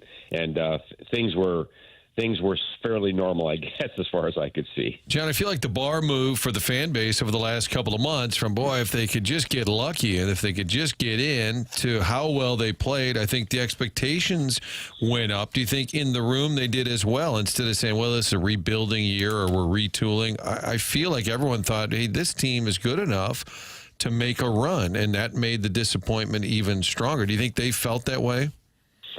Yeah, I think big picture, the fans going into the playoffs certainly had to be excited about the prospects of this team. They went 19-4-3 down the stretch, the best record in hockey. And you take on the number 1 team in the league, and you get to a Game 7, and you have the game basically won, and you don't. Now, what would have happened had they won the game and played Dallas? Obviously, Dallas is a great team. I felt that going into the playoffs that the best 2 teams in the West, this is my opinion, were Dallas and Colorado. And I think the winner of that series would probably go to the Stanley Cup final. And I still feel that way. I still think Dallas is going to go to the final. We'll see what happens. But, yeah, the expectations are high. And who knows, in any particular series, and when you have a goaltender like Jordan Binnington, he can help. He can not alone, but you know what I mean. He can be a big part of any upset in any series. So, you know, that's what stings the most is you go on to the next round if you do, and who knows what happens. I know the Blues were, I believe, 0-2-1 against Dallas this year, but the games were all tight, and for the most part, the Blues have played Dallas very well the last couple of years. So I certainly would have liked the Blues' chances a lot better with Dylan Holloway in the lineup. and it certainly could have made a difference in the first round against Winnipeg. That loss was a major loss to the St. Louis Blues. I think Blues fans know that. You guys know that. But he wasn't coming back in the series, probably not coming back in the playoffs. And but, every team has injuries. The Jets lost some key players, obviously. Scheifele didn't play the last 2 games, so you can't use injuries as an excuse.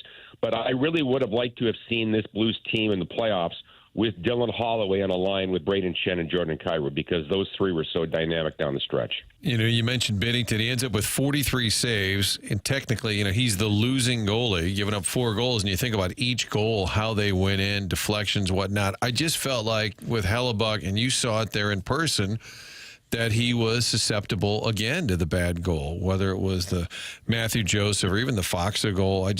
I felt like if they kept the pressure on him, he may have given up a few more. And I don't know how it happens, if it's by design, but all of a sudden, are they sitting back? But I just had the sense if you just shot more on him, he's going to make a mistake or two.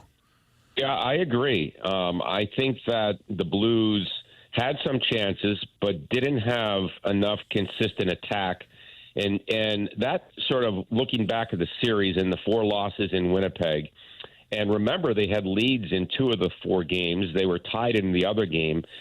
For whatever reason, in the third periods and obviously in the last game going into overtime, they didn't pressure Hellebuyck enough. And I felt after the Matthew Joseph goal, if the Blues score 1 more goal, he's done. He's done for the night. He's going to get the hook again.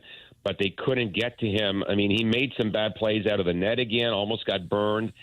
I don't know what it is about him. And give him credit, he made some good saves in the third period, and he made a few in overtime. The one in Parayko in particular, when he came down the slot, was probably his best save in overtime.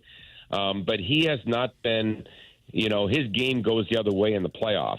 And I would be very, very surprised if the Jets win in the second round with Hellebuyck in goal. That's just my honest opinion. Yeah, when you watch this playoff series and realize this guy's probably going to win the Vezina and possibly the Hart Trophy as MVP, exactly. You wonder, what happened to him? Why was he so different in the regular season to the postseason? Well, I mean, we all know it in any sport. Some players can handle the pressure, some players can't. Goaltenders like Binnington and the Hall of Famers, Patrick Roy, Martin Brodeur, those guys can handle the pressure. As a matter of fact, they get better with more pressure, and other players can't. Now, Hellebuyck might change the narrative. I don't know. But he's got a long history of very average to poor performances in the playoffs. So this isn't just 1 year or 2 years. He's done it really his entire career. So, again, I'd be very surprised if they advance past the second round. What's your expectation this summer? Doug Armstrong's always got some move that maybe no one's expecting. I don't think anything major in terms of the amount of moves, but don't you think he is going to look at this? And I think you're going to see a couple of names that are regulars now that'll be gone. Well, it wouldn't shock me. I think the Blues are getting a little bit old on defense when you look at the group that they have, and they have to make room for some of their young players, like a Tyler Tucker, who really has stepped up this year and probably needs a bigger role. And you have other players in the organization like a Matthew Kessel and some of the first-rounders that they've drafted. So, they're probably a little long in the tooth on the back end. And, whether they make a deal or something like that in that area wouldn't surprise me. I do think the Blues need another center. Thomas is clearly a great number 1 center. But they need to get another center iceman to me. And Dvorsky probably is the guy, but I don't know if he'll be ready next year to be a regular in this lineup and on this team. I could be wrong. We'll see. I mean, a lot can happen over a summer, but he's still a very young player. So I think those are the 2 areas that Doug Armstrong would explore and, perhaps tweak. The goaltending obviously is rock solid. And I like the makeup of this team. They're going to be really good for a long time. And again, we have to mention big picture all the time, even though the feet still stings. But they've got a really good young core. And this team, I think the Stanley Cup window is open for this team again. It was closed for a couple of years, but I think the door is open again starting next year. John, how many years was this for you behind the mic on TV? You got to be the longest-running TV voice of the Blues in their history, I would think. Yeah, I think I'm right up there. My dad did 21 years, and I think Ken Wilson did 20 or 21. So, yeah, I'm right around that time. So, yeah, I'm getting old. You're right. Oh, wow. I didn't mean that. Is that what you meant, Doug? No, it's a tough job to hang on to. It's a great, fantastic job, and you guys did great work, I thought, throughout the whole series and the season. Thank you. No, it is a great job. Very blessed to have it, and can't wait for October.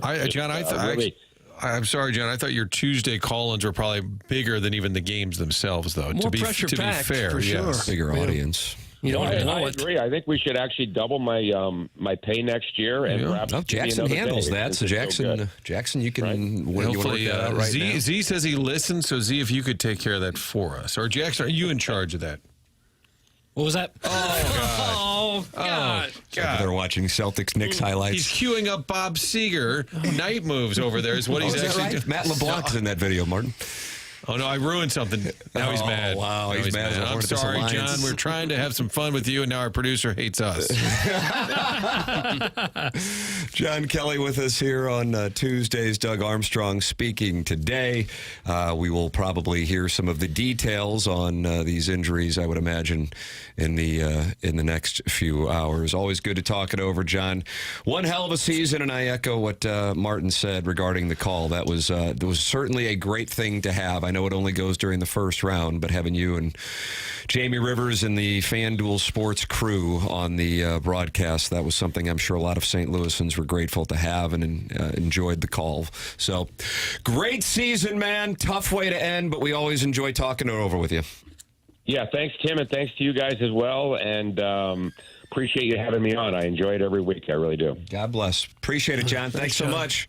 Okay, talk to you soon. All right, that's John Kelly with us here on the Callier and Thompson phone line. Doug called him old, and then Jackson got mad because I could see what he was doing. You were queuing up. I love Bob Seger. There's nothing wrong with that. Did I spoil something? No, it's Bob Seger's birthday, and I was going to play Night Moves. Oh, now you're be moving like, on. oh, what's the theme? And it was going to be, oh, happy birthday, Bob Seger. It's going to be fun. Now we can't Now do we don't that? have that. Now that's out? No, I mean, I still play. It just won't be as fun. Okay. I ruined it. Bob Seger, Doug, how old do you think he is? Oh, he's probably 73. I'll say this I is was a going to go mile. 78, but that means now I know it's 80. It's 80. It's a milestone 80? birthday. Yeah, born once I there. heard that it's a mile, I knew I'd come. It's 80. Yeah, 80. Okay. Wow. And still performing too, isn't he? I don't know on that. That's crowdsourcing for the The record. tribute band was here. I got burned because I did think it was Bob Seger. Ed Herman It was a said couple Paul weeks ago. Simon was 80. 83. 83 and still at Stiefel. performing. Yeah. God, good for him. I saw Paul Simon at the Fox in 2016, and I thought it was like a farewell tour. I said, we got to go. And then all of a sudden, 9 years later, he's back There's a lot out. of farewell tours I've noticed. Encores of farewell tours. I mean, for real, when I was a freshman at Missouri, Rolling Stones came through in 94. And it was kind of like, yeah, this is probably it. Yeah, shut it was it the down. Steel Wheels tour. And they were at Faroe Field. And, I mean, They play at Faroe? yeah. Oh, they never do concerts at Faroe anymore. That'd be so cool. And that's, I mean, at the time, God, I mean, how old were those guys in 95? I mean, around 50, I guess? Probably, yeah. Mid-50s. It's like, these guys. Now, Keith How are they Richards gonna is do about, that? what, 110 now? 112? That's correct. He's going to outlive everybody. Well, that's probably why they've lived so long and so active, because they keep going. Jackson. They're not sitting around somewhere. What's up? Is my name still Johnny Cakes? It's from Johnny Cakes. This is all they're worried about in this doggone text line. Yeah. Yeah. And you will not change it now? Well, he hasn't asked for me to change it, so asking if it's still Johnny. But I thought you were implementing a policy that if you have a name, that is your name. I mean, it's a loose policy. It's a case-by-case scenario. So Mr. Siders cannot change his name. No, he's Harrison's brother Master cannot change his name. Never. Never. It seems like who you consider allies can change their name, and if you are an enemy of this texter, they cannot change their name. I mean, that seems that's what I'm reading here. I just don't ever want to get duped, you know? Like, I don't want to change. Like a Hoosier Trojan horse. Right, like I don't want to change a name and then be like, oh, I don't mind this person. And really, it's He could be a Harrison's brother nesting Master. body. Indeed. There you go, Doug. You got to keep an eye on the troublemakers. You have to. You got to keep track of these things. Hey, Jackson, is my name still Big Tuft? That's from Big Tuft. Yeah. Gosh. I feel there's going to be a run on these now. You can get your name saved in the text inbox by messaging in, and Jackson sees it, I guess. 314-399-9646. Email in for our Design Air Heating and Cooling email today, the morning after at InsideSTL.com. Doug, you know anything about Seth Goldcamp's business? I think you do, because you're a client just like me and Matt. I am, yeah. He's been out to my house a couple times for routine maintenance. They do great work at Design Air. When it comes to heating and cooling, you got to trust the name that's been around longer than all of us. Design Air Heating and Cooling, proudly serving the area since 1904. That's way more than a century of keeping homes comfortable and customers happy. They're not just another HVAC company. They are the longest-running sponsor on TMA also, and that loyalty says a lot. Seth Goldcamp is at the helm, a name you can trust, leading a team that truly values integrity. They want to make sure everything's working right with your HVAC system. At Design Air, they believe in honest work. You'll never be sold something you don't need. Whether you're dealing with the St. Louis cold or the summer heat, they've got your back with dependable service and no-pressure solutions. Visit DesignAirService.com and schedule your service today. Design Air, comfort you can count on since 1904. There it is. Email in the morning after at InsideSTL.com and compete for the Design Air Heating and Cooling email today. It's TMA, presented to you by Brown and Crouppen on 101 ESPN.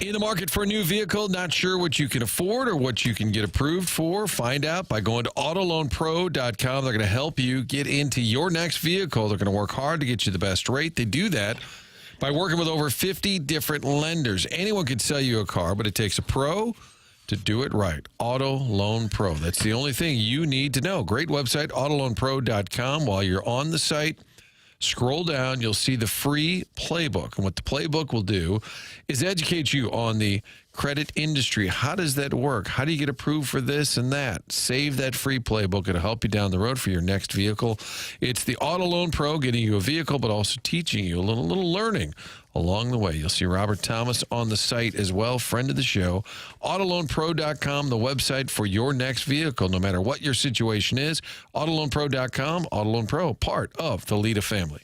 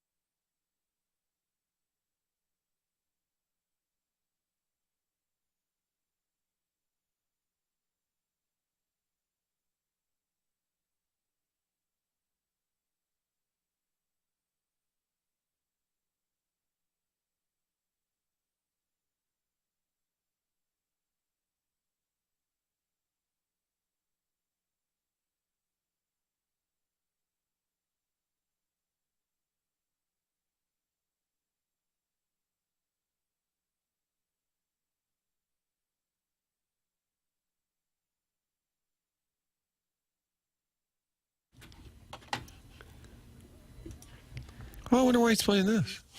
Nice. That was a peace offering from Martin to try to get the alliance back together. It's accepted. Oh, wow. Yeah. You're easy. I hold about 3-second grudges. Do you have a grudge against anybody? Cronky. Okay, good. Texters, is the Texters just faux? I was thinking about like my truly dislike list. It's pretty small. That's healthy. I think so. You know. And then you're 27 years old. You kind of, I think, maybe I'm wrong on this, you get that perspective as you age, I think. At least I'm speaking, of course, first person here, firsthand. But I think the all-time, at least associated with TMA grudge holder, I will type this in my phone if anybody wants to fire a guess. Producer Joe. That's it. That's where I was going to go. I was curious if Martin would have agreed with that. Martin might have fired a different... The grudge master? Producer Joe is the grudge master. Still probably holds grudges against people from like 2006. We got Get friends. screwed. You got foes. Sometimes you got friends, sometimes you got foes. Friends of foes. Producer Joe never crossed paths with him. That would have been an interesting. That would have been interesting. I would have paid to see That would that. have been an interesting dynamic. However, Well, aren't you a doofus? email in the morning after at InsideSTL.com for the Design, Air, Heating, and Cooling email of the day. John Scores is in the Michelob Ultra YouTube chat, and he says Jackson has a grudge against Larry Nickel. Whatever. And that might be why you don't have any grudges, is because you just smile, shake your head, and go, whatever. I think listening to the program for a long time prior to being on it, it kind of, I am the vessel sometimes, but Doug, I am the vessel. I am the vessel. I am the walrus. I am Cuckoo. Spartacus. I do. You listen? And then there's always the gangster Pete, producer before me, who said, don't take the opinions of anyone who doesn't know you personally seriously. You know? So you don't take John Scores seriously? His opinions on me personally, I do not take to heart. serious. Yeah. Allow myself to introduce myself. My name is Hove. H to the OV. Okay, stop it. Well, why don't we have Larry on? Larry is welcome to call in. He gets a little salty. Salty when he has to wait. But when we were forever, I've been working on this almost 5 years. He would wait all the time. I don't know. I'm new here, but yeah, can I ask a question, Jackson? Jackson's taking questions. Doug is not. No. I am taking questions. Okay. Is he typically, over the years, I'm a little behind on the show, but is he typically on the Tuesday dossier? Oh, yeah. Well, not dossier. So he's not listed, because I've been here a little while, and I've not seen him on the But that's like putting dossier. like grab ass on the dossier. Like, it's going to happen if I put it on there or not. But you used to put light vamping. It's true. That was just just to get you guys revved up. Doug, when you see light vamping on the dossier, does that Well, rev free you up, really you know. does, yeah. It's called Runway. Mm-hmm. I think today should have just been titled, the top of the dossier you should have just written. So this is the show, huh? And that would have been the theme the entire day. That was an Austin Powers quote, not Jay-Z, nerd. That's from the 636. That's somebody who has not asked for a name change. You said my name is Hove. Myself. No, you said that. I know, but isn't that what you were queuing up? No, I was. You were doing two different things. Okay. I was. That is. I have to say, the 636 was correct. Now, I would not call you a nerd to your face. I would not. But that's what the 636 did. This guy clearly hasn't heard public service announcement. Doug, PSA. Tim was doing Austin Powers. Jackson did was Hove. doing Oh, I misheard then. the hip to the hop. Ed Hermann was instructing us to see Legends while we still could. I saw Hove Enterprise Center 2009 and then saw him at the MGM Grand, whatever they called that, MGM Garden Arena. Watch the Throne tour, right? That's right. Yeah, it's awesome. In 2011. Was that 2011 I saw? Doug, are we talking about Jay-Z? I don't know what we're Yes. talking about Okay. anymore, That's fellas. correct. Did anyone But I don't know? think he really performs that much anymore. That's what I'm saying. No. Todd Gurley's agent? Yes, Rock Nation. Rams first round draft pick, but to be used in L.A. Absolutely. We'll keep him as healthy as we can for this season so he's ready next year. That was the initial plan, I believe. Did anyone open for Jay-Z in 2009? Doug? Hell, I don't know. I'm serious crowdsourcing on my part. Yeah, I guess you we just can asked find me that. if anybody opened for Jay-Z in 2009. Is P. Diddy still in jail? P. Diddy. Did Keith Jackson ever say that? Yes, It really did. Yeah. It was an Really? Orange Bowl or something. And he's like, Contact. coming up at halftime, P. Diddy. Oh, Sierra. He was with Sierra, Jay-Z and Sierra in 09. Is that one right? that's Wow, I have to married tell you, I don't to remember Russ? that. I'm a big fan of her work. Doug, the video with Reggie Bush, probably awkward for Russell Wilson, as is any future appearance. Yeah. But yeah, I'm surprised I didn't remember that. Huh. Doug, I apologize for not remembering Sierra okay. opened up for... I looked up the set list for that Watch the Throne tour, and just like you've told the story of, it does say that he closed with the In Paris song. It says in parentheses several times. Yes, I believe they played it 11 times. Oh, goodness. Yeah. Place went bat crap every single time. Watch this, Doug. Again! Okay, stop that. And off they went. Gets the people going. Does get the people going. Your favorite concert memories and your celebration of Bob Seger's 80th birthday. And did you know Matt LeBlanc, Joey from Friends, is in the Night Moves video? All of those topics are welcome by calling in. And Larry Nickel is welcome on the show. John Scores, Jackson says, is wrong that Larry is not welcome, and Jackson does not hold a grudge because Larry sends Jackson, quote, salty texts. Yeah. Salty dog. To you directly? Yes. Okay. Yes. And we have the Slammaroo this weekend, so it's appropriate that we would talk wrestling. I thought it was called Backlash. I don't remember. Yeah, Backlash. It's called Slammaroo. Backlash. Back acne. Backlash is this week. So I figured, Larry, let's do this, right? Let's talk wrestling because we've got Backlash this weekend. DBA Slammaroo. Not sure I made the cut last time, but if South City Power Hoosier is available, that's what I need my name to be known as henceforth. Okay. Great show! That's from the 636. You can take that because someone named the South City Hoosier aficionado just recently changed their name to Gooner Reloaded. So, what does that mean? Sounds like a really weird action movie. Gooner Reloaded. And I'm into it. Yeah, South City Power Hoosier is now yours. Look at that. Just like that, it's done, huh? Yep. Okay. Jackson, you've just been invited to a little event. How about this? Jackson, I need a fourth for my hometown tournament next weekend. We're 26 and 27 years old. I shoot around 100, but my skill is not why you should come. In fact, I just want to chop up NBA talk with you. Thanks. That's from Big Al. Big Al the caller? Or is this a different Big Al? He looks older than 26. Yeah. This is... Hometown tournament. Well, I'm curious where that would be. I would assume Or are you a what think snob? It is. It sounds like it might be Boone Valley to me. That would be, yeah. Count me in. Okay. What was? I'm trying to find this person's text. 217. That's 217. saved as 217. Okay. Cater, Champaign area. It's a little bit far. Oh, What if it's a private club, though? Well, then I could be coerced. See, there, just Next change like that. Yeah. What if it's a muni? Well, you know, See how it happens, Martin? with You these see gas that? prices. What am I carrying my own bag? Guys, I love Bob Seger, but he had some of the worst teeth in rock and roll before getting them fixed in the last few years. That's from the Kirkwood Colon Cleaner. Oh, colon cleaner. It's a niche business. That's a proctologist, isn't it? Well, not if it's just like a car wash situation. Different Big Al says it's an hour into Illinois.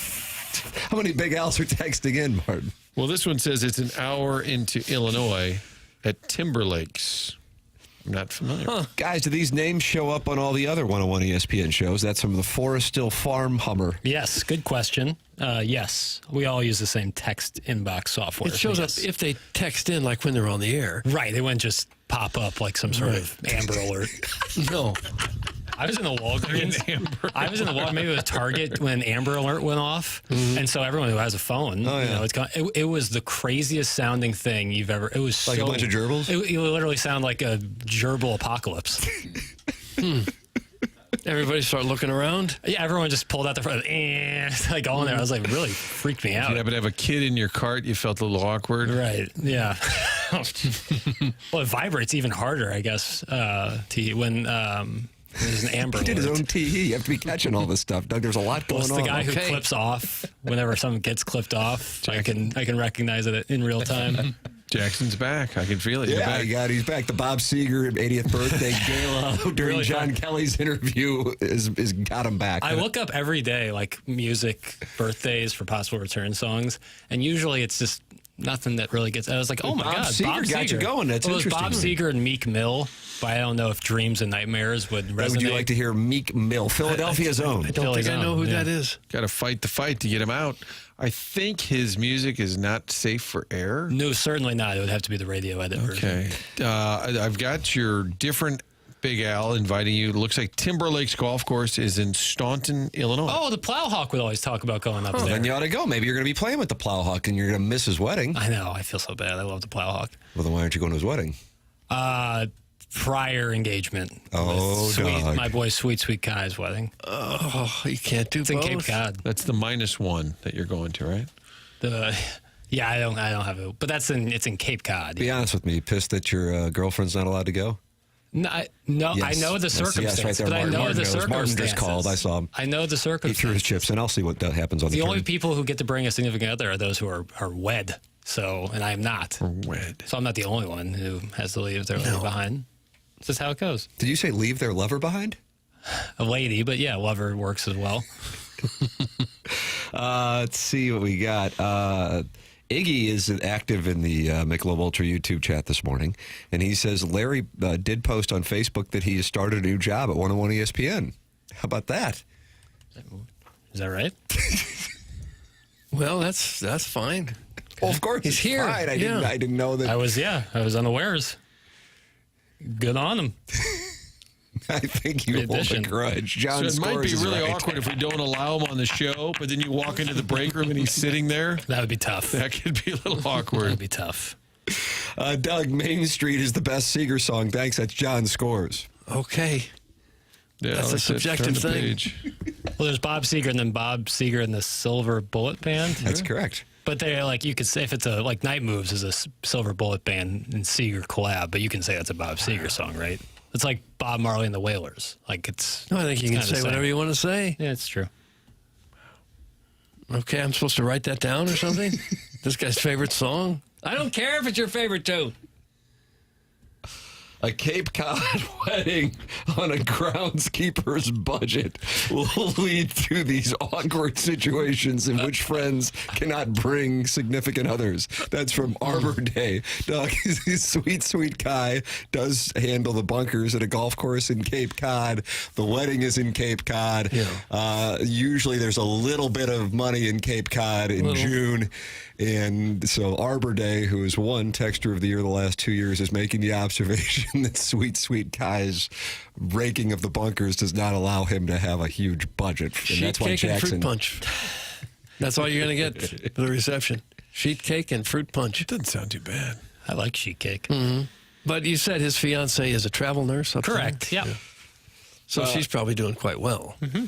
Jackson's been with his girlfriend for over a year and doesn't get to bring her. More like cheap Kai. Am I right? That's from Arbor Day. Arbor Day is not done with sweet Kai.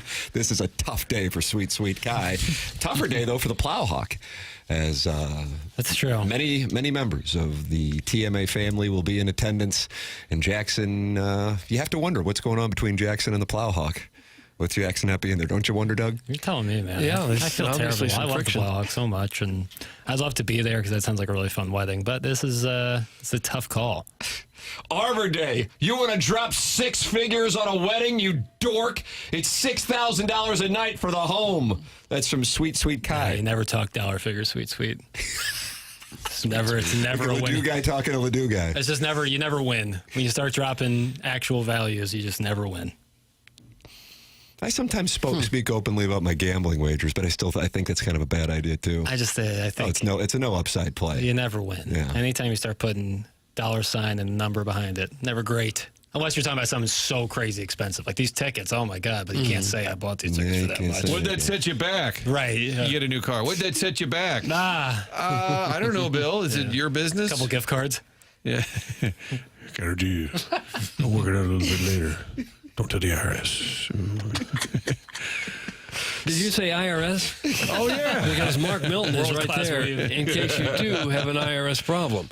That's what he specializes in, people being sideways with the IRS, you've got big legal problems, unless you got Mark Milton on your side, and he can handle the godforsaken tax man for you. If you have years of unfiled tax returns or tax liens, bank levies, or wage garnishments keeping you up at night, maybe facing IRS criminal investigation, serious stuff, and that's when you need to contact STL Tax Lawyer Mark Milton at stltaxlawyer.com. Mark Milton and stltaxlawyer.com provide a local and holistic approach to tax resolution. You're wondering about his credentials. Well, Mark earned his accounting degree from the University of Illinois, the #1 accounting program in the country, got his law degree from St. Louis U, and now he lives and works right here in the St. Louis area. Started his legal career with the Department of Justice Tax Division in Washington, D.C., where he represented the IRS in tax cases around the country and received the DOJ's Outstanding Trial Attorney Award.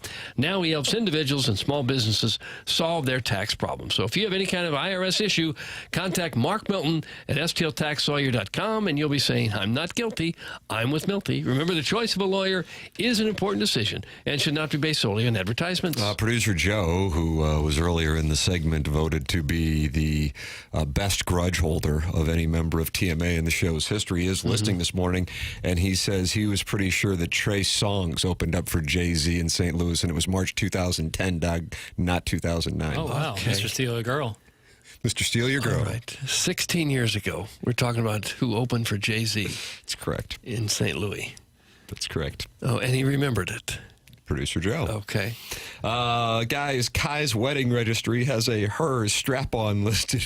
Oh. It's from the Warriors in Woods Wacko. Is that accurate? No. That's in the registry?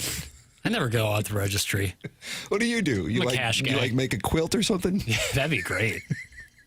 Wow, well, it sounds like you might make Kai a good Well, idea. I've always thought crocheting or, general sewing could be like my third act, but I don't know if I'm going to start that now.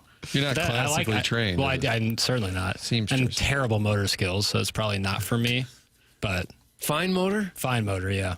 We're just atrocious handwriting. Yeah.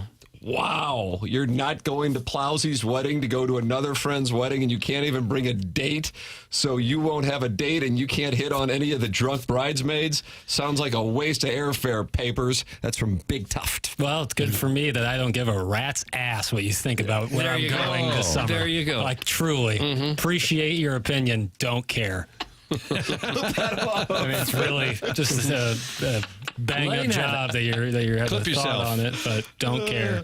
Don't care. Sweet, sweet Kai is about to enter a season of friends' weddings at a deficit. All of your friends' significant others will hate you for the snub turf jockey. That's from Harvard. I do love the term turf jockey. Yeah, I got to tell you, I had a destination wedding. We were limited to I think 60 or 70 people. I don't remember. It's been 15 years. And I was in that awkward spot. And as you might imagine, might really surprise you, Doug, I wasn't real active in the wedding preparation. No, most guys don't care. And so then I'm in a tough spot, But I mean, yeah. That's a tough spot. But sweet Kai, how many people are going to this wedding? I think 50 or less. It's a really, really small wedding. So when you're the guy, the groom, you just kind of want to get through it without making people upset. You want people to be happy. Yeah. And you don't want to anger anybody, and you just want to get it over with. You doing a live read for weddings? That's pretty much like Ed the groom's point of view. Let's just hurry up and get it over with. Don't make many Do you relatives take this mad. woman? I just want to get it over with. At least Libby Jack will be able to watch Caitlin Clark highlights alone in his hotel room in Cape Cod. That's America in the Central West End. That's what you're going to do? No. Oh, yeah, we're going to have a hotel. It's like route? Boston? You don't have a hotel. Where are you staying? They rented some houses. Yeah, I'm staying in a ditch. $6,000. Is Jackson in this wedding groomsman, or is he an usher, a.k.a. the B team, or is he just going as a tertiary friend? Don't you like that? That's from Carlos. I didn't really like it. Tertiary friend. As far as I know, the tertiary friend spot. I don't know the situation. Listen, Well, when the wedding's 6 weeks away. I would imagine the invite would have come out for a groomsman. Well, so apparently not.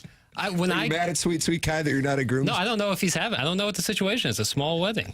When I get invited to a wedding, I don't then call the groom and ask for every minute detail so I can tell it on a radio station. The big detail is you're a tertiary friend. That's fine. That's fine. I'm just happy to be invited. Okay. Tim, you can only fit so many people in the lawnmower storage shed, so Kai limited the invites to 50. That's from the Worcester was Wacko. He's still sideways with sweet Kai. You could probably sleep 4 or 5 in a storage shed. You think? Sleeping bags, yeah. Move some of the rakes around. It'd be really tough to get a Cape Cod and then use a sleeping bag. That just doesn't seem like In a those storage It just shed. doesn't seem to go hand in hand.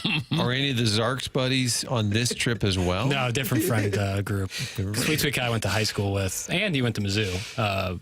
This weekend was a college friend. And I assume in the storage shed you're going to have to shut the door at night so the animals don't get in, and it's going to get kind of musty in there and lack of air. It's going to get hot. And you'll just be watching Caitlin Clark highlights. Well, just to tune my mind out of the hell I'd be living in there. He talks about Kyle like he's a best friend. Hey, newsflash, best friends are groomsmen. That's Eric in the Central West. Okay. You guys are just getting wins off me left and right. Turf Jockey has responded, no wedding party, just me and my betrothed. Yeah. Okay, so that's, it's a small wedding. There's There you no go. wedding party. Mm-hmm. No one gets their feelings hurt if there's no wedding party. Right. That can be a real thing. Well, Grandma's still going to have her feelings hurt. And some aunt that got left off as being a tertiary family member. Probably. Doug, the Shrewsbury Seminary student, wants to talk about Jackson's wedding plans. Jesus Christ. He's on the Collier and Thompson phone lines. Good morning. You're on with Doug Vaughn, Shrewsbury. Hello. Are you guys there? Yes, we're here. Are you? Hey, I was listening to the podcast from yesterday. Okay. And I just wanted to say south of 44 is not South County. I live in South Webster. It's very different than South County. South County starts when you cross Watson, and everybody knows that.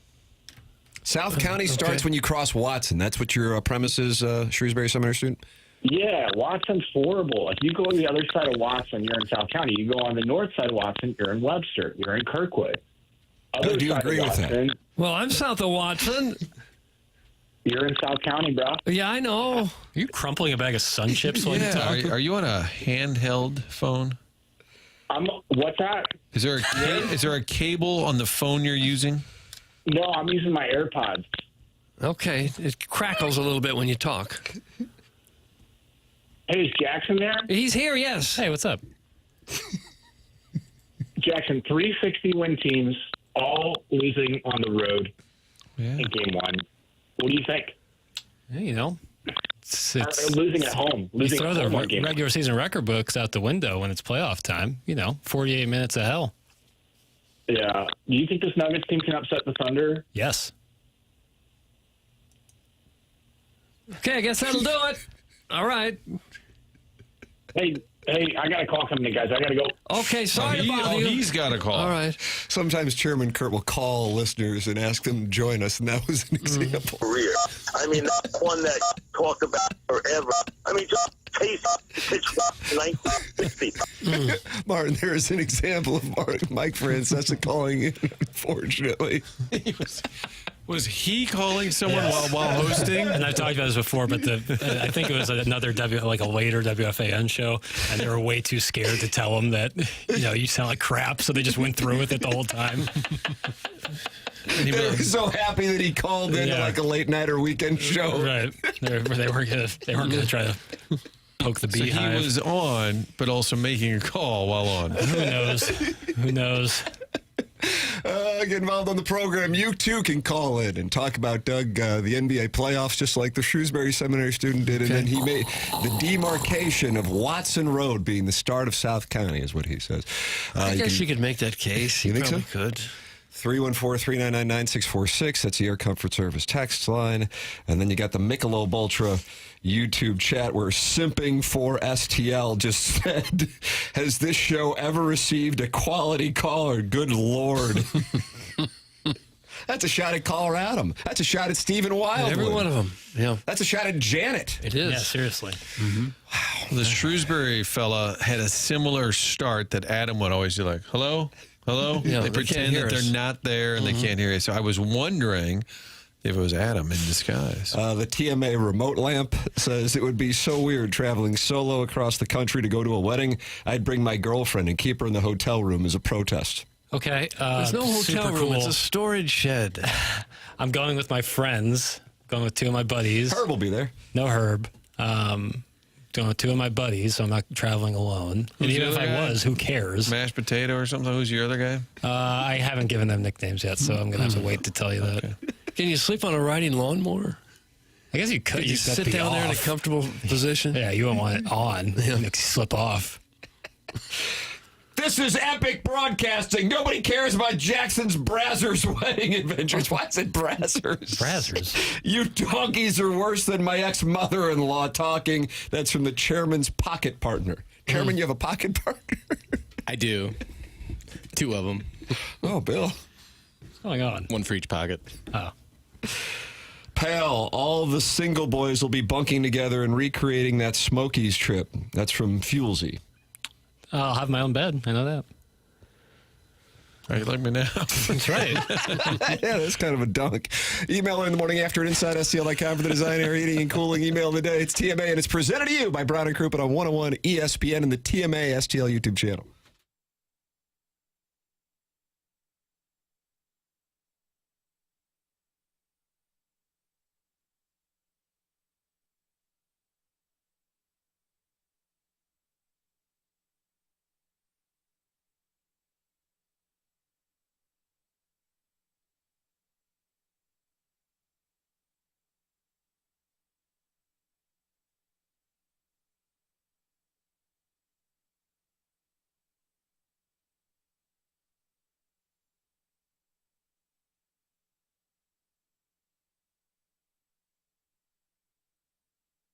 If you get a chance today, stop by your neighborhood Schnucks. This is the final day. They'll be collecting and helping out St. Louis Crisis Nursery. It's a diaper drive that's going on. Crisis Nursery has been a national leader in child abuse and neglect prevention for over 38 years. Great organization. They provide over 500,000 diapers every year for families in our area that need them desperately. Schnucks is teaming up with them. Pretty simple. If you can grab the diapers at your neighborhood Schnucks, including Jefferson County, St. Charles County, St. Louis County, St. Louis City, pick up the diapers right there at Schnucks, and when you do your shopping on the way out, there will be bins for you to drop those in. Please help out. This is the final day for the collection at Schnucks for the St. Louis Crisis Nursery. It's their diaper drive, helping team up with this great organization that's done this for nearly 4 decades now. It's the St. Louis Crisis Nursery diaper drive that's going on at Schnucks today. May 6th is the final day to help out.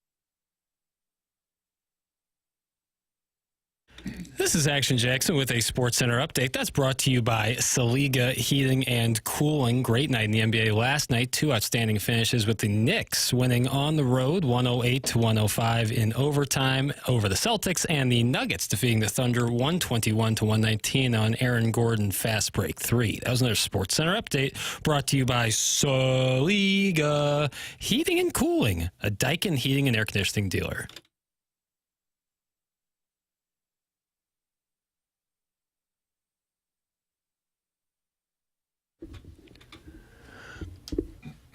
Oh, Doug, it's Jackson's Bob Seger tribute on his 80th birthday. You didn't strike me as a Bob Seger guy. I think Night Moves is just such a... It's impossible not to just smile when you hear that song. Well, Doug, you always have wondered if that song's about heavy petting or if it's metaphorical for life's journey and getting older. Which one is it? Is it about heavy petting or is it about that getting older metaphor? It was probably just about whatever words you could come up with that rhymed.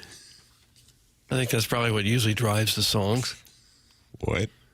Find a vague topic and then trying to find some lyrics that rhyme and sound good together. Working on our Night Moves, trying to make some front page drive-in news. Mm-hmm. Like, hey, you can go tell your buddies that I engaged in heavy petting, light hand play, take your pick. I guess you can read into things like that. Or, more than likely, it was just words that rhymed and sounded good. Greg Kinn had the breakup song. Yes. And the refrain was just on my... That's right. He said he scribbled it, and then he came back and he didn't have anything better, so he just used it, and it worked. Then that adds to Doug's theory that Bob Seger didn't really think this through. Well, they may. In some cases, they might think it through. In other cases, they might. Well, it's a newer song, so we haven't had a chance to break it down over the years. Now, we said in the Stiefel dossier we would talk about the lyrics of Night Moves. I woke up last night to the sound of thunder. How far off I sat and wondered. Started humming a song from 1962. Ain't it funny how the night moves when you just don't seem to have as much to lose? See, Doug, he's looking back and he's realizing he's getting a little older. And then the guitar picks up again, and it hits people in their 40s and 50s and 60s. Holy crap, we're about to be fertilizer. Oh, fertilizer. Nope, that's what he says at the end. Tim, will you allow an AI overview? Yeah, I am taking AI overviews. Okay. Doug is now. Yeah, Doug, close your ears. Okay. AI overview says Bob Seger's song Night Moves. The phrase refers to the actions and experiences of young people, particularly those related to romance, sex, and the pursuit of freedom during those teenage years. It encapsulates the idea of finding pleasure and intimacy in the night, often in illicit or secret settings. Wow. Now, see, that's the literal interpretation. Metaphorical, I think it's about, holy crap, I'm getting old. I long for the night moves. Now, from AmericanSongwriter.com, a personal account of an old romance. Seger describes a time when sex education was merely whispered among friends with trial and error. Seger was first inspired to write the song after watching the American Graffiti, the film American Graffiti, in theaters. The film following a group of teens as they explore newfound freedom in their sexuality. So he's inspired by American Graffiti, which was Spielberg or George Lucas? The other guy. Right before Star Wars. Yes. Guys, Tim reading the lyrics sounds better than Seger singing them. Thanks. That's MD 2020. Oh, stop it. And there was no sex in American Graffiti. Not heavy petting? Little kissing. That's it. Tim, when you die, be honored to spread your remains as fertilizer on my lawn. That's from Sweet Kai, who is not allowing Jackson's girlfriend at his wedding. I am 63, and I get it. It was a teen when it came out. That's from the 636. Okay. Is that right? That song is 45 years old? Probably about 70. It's probably 50 years old, that song. 1970. Why is Matt LeBlanc in the video? He is? Yes. Matt LeBlanc, Joey from Friends, is in the video. Was he a little kid? No, he's supposed to be like a 20-something. I got 76. What the hell's Matt LeBlanc doing in there? Well, what kind of perverted operation is this? Maybe it's his doppelganger. Matt LeBlanc is 57. That's odd. Speaking of night moves, inviting a bunch of guy friends in their 20s Holy without hell. dates. To join your fiance girlfriends without dates in a wedding is a recipe for infidelity stew. Doug, is that what you think this sweet guy's wedding is? Infidelity stew? I'm just appalled that he's making them stay in the storage shed. Appalled. Just to save Arbor a buck. Day. Bob Seger waited till '94 to release the video for Nightmares. Wow. How about that? That explains Matt level. Yeah, it does. That helps. Let it sit in. Gosh. You should really put out a video for that song. Yeah, we'll get to it. I do like the idea of that. Like years later. Going back. Yeah, I think that's kind of cool. Are we going to overlook the fact that Jackson said he has his own bed and still can't take his quote-unquote girlfriend? What the hell is really going on here? That's from the old Appleton stepdad. This is some Hoosier-ass investigation. Wow! You just went after old Appleton. Yeah, this is... Is that name taken? Hoosier ass. Well, since there's Sherlock Holmes looking into what I'm trying to do here. Since there's two separate conversations going on at the same time. You're back on Night If I'm not Moves. mistaken, they didn't make a lot of music videos in 1976. I don't remember seeing music videos. The first music video was the Buggles video killed the radio star. Martin, is that correct? It's the first one they played on MTV. Got it. It's one of the St. Louis trivia nights. That's always in there. Yeah. And then they win the 50-50 Doug. Hey, $120. And goes, give it back. Give it back. How many trivia nights a year do you do? I've kind of retired from trivia Is that nights. right? Yeah, the last one I had, none of the speakers worked. The microphone didn't work. I'm yelling across the cafeteria. Yeah. And I just said, I don't think, I came home and I told my wife, I said, I just don't think I can do it I think anymore. that's it. I had a guy bum rush me once, wanted to fight me because of the answer I gave. Said, I didn't make this stuff up. I didn't write the question or come up with the answer. Was he wearing was a green ready jacket? to throw down. Was What? he wearing a green jacket? No. No. That happened at ours, though, too, didn't it? There's Jackson was usually on a the receiving end. $50 gift card on the line and people are angry. I was told, so the one I MC, I limit them to my kids' school, to St. Gabriel and St. Louis University High. That's the limit of my charity exposure. That's my mission statement in life. And I did one a couple weeks ago. Joey Vitale was there, and he goes, "Hey, he goes, can you keep this thing moving?" Ironic as all get out. Yes, before the thing, and I'm like, because we had gone. Or no, I guess you guys weren't at the one where it was me, Right. Stalter, Carrie Davis, Marshy Marsh, Playful Posse, and our significant others. Although Marsh brought a gentleman friend. Oh, did he? Yeah. Wow. So it seems like you just got jealous Well, right there. I bet the texters into their It's show like when did. Larry Sanders was invited to David Duchovny's beach spa. I bet the Fastlane didn't get triple-digit text about him bringing his buddy to trivia night. So you're unhappy with our audience for highlighting that you don't have a girl to take to Sweet Kai's wedding. I mean, I have a girlfriend. Maybe they don't have Sherlock Holmes investigating in the afternoon. Yeah, morning guy. But the night the moves. trivia night, it went nearly 4 hours, and we were guests at that one, and I thought to myself, as the MC, I will make sure, especially now with Joey Vitale's request, that I will. Doug, what I would do is I would ask the question. Mm-hmm.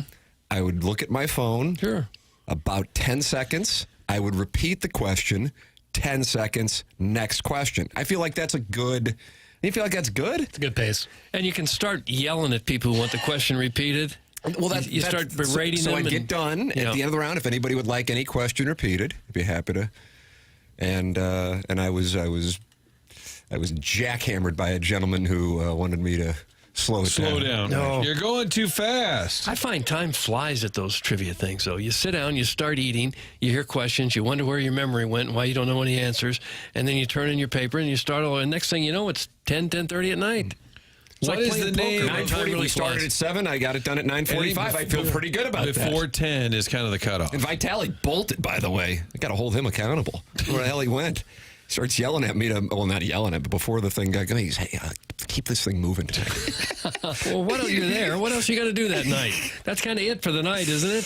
The St. Louis landmark built on the Mississippi River in the 1960s. Oh, God. Each bridge is... Next question. Hold on. Painful. Mm-hmm. That's when you just start yelling at the people asking for the questions to be repeated. They'll get the message. I think I used a few swear words when really the let 'em speakers have didn't it. work, and then they probably didn't want me back anyway. Wes Sutter of USA Mortgage is texting in. He says, last trivia night I went to, they waited 2 minutes in between questions. Oh, God. no. Even for questions like who is the famous mouse associated with Walt Disney. They then waited 2 minutes. I was looking for weapons. It was a 4-hour night. That's from Wes Sutter, Yeah, and he's with geez. USA Mortgage. You have 100 questions and you go 2 minutes between questions? Oh, my God. I went to a music trivia once where they would play the songs and people get up, start dancing and singing, and that went forever, too. Plus your poor And lyric. I'm horrible at that. Horrible. The worst. The worst. Even if I know the song, I don't really know the name, the proper name of the song. Yeah, you don't want me on your team. Guys, if you could, at 9:33, Tim said he was jackhammered by a gentleman. Can you please clip that off? See, that's now that's a text because I actually can use that because I have like the that? time. Well, yeah, I have the That's time helpful. now. Very So you much now are on board with the text inbox. I was never really off. Just, it's a real dance with death. Some days we're alive, some days we're dead. Right now we're back to being alive, If I went to a trivia night with Tim as the MC, I wouldn't get a single answer right. Probably wouldn't write anything down. I'd be too mesmerized by the host. Some MD 2020. Bad text. Mesmerized by the host. Doug, what snacks do you bring to a trivia night? Let me guess. Raw lettuce with no dressing. Oh, that wouldn't be It's a bad. bit tough. Yeah. Well, there was a lot of backlash yesterday to you announcing that you went to Helen Fitzgerald's and had a salad, but we were so despondent about the Blues that I didn't read said text. Had a great salad. I actually went 2 nights in a row. Did you get wingy and crinkle cuts the next night? I had a seafood salad, and then the next night I had grilled chicken with broccoli. Oh, boy. Why wouldn't you eat that? It's not going to play Broccoli's a cancer fighter, my friends. Sure. Seafood salad? Mm-hmm. What fish was in there? Oh, a little shrimp, little crab. It was good. Yeah. Good. They have really good food there. Hey, you want to try something on draft back there? Did you have any prune juice? Right. Apple juice. That'll help your blood pressure. Got a clicker around your neck in case you fall. You're welcome to get involved. Many are choosing to do so by texting and really consumed with Sweet Sweet Guy's wedding. Yeah, seriously. 314-399-9646. Of course, the Design Air Heating and Cooling email today, the morning after at InsideSTL.com. It's TMA and it's presented to you by Brown and Crouppen.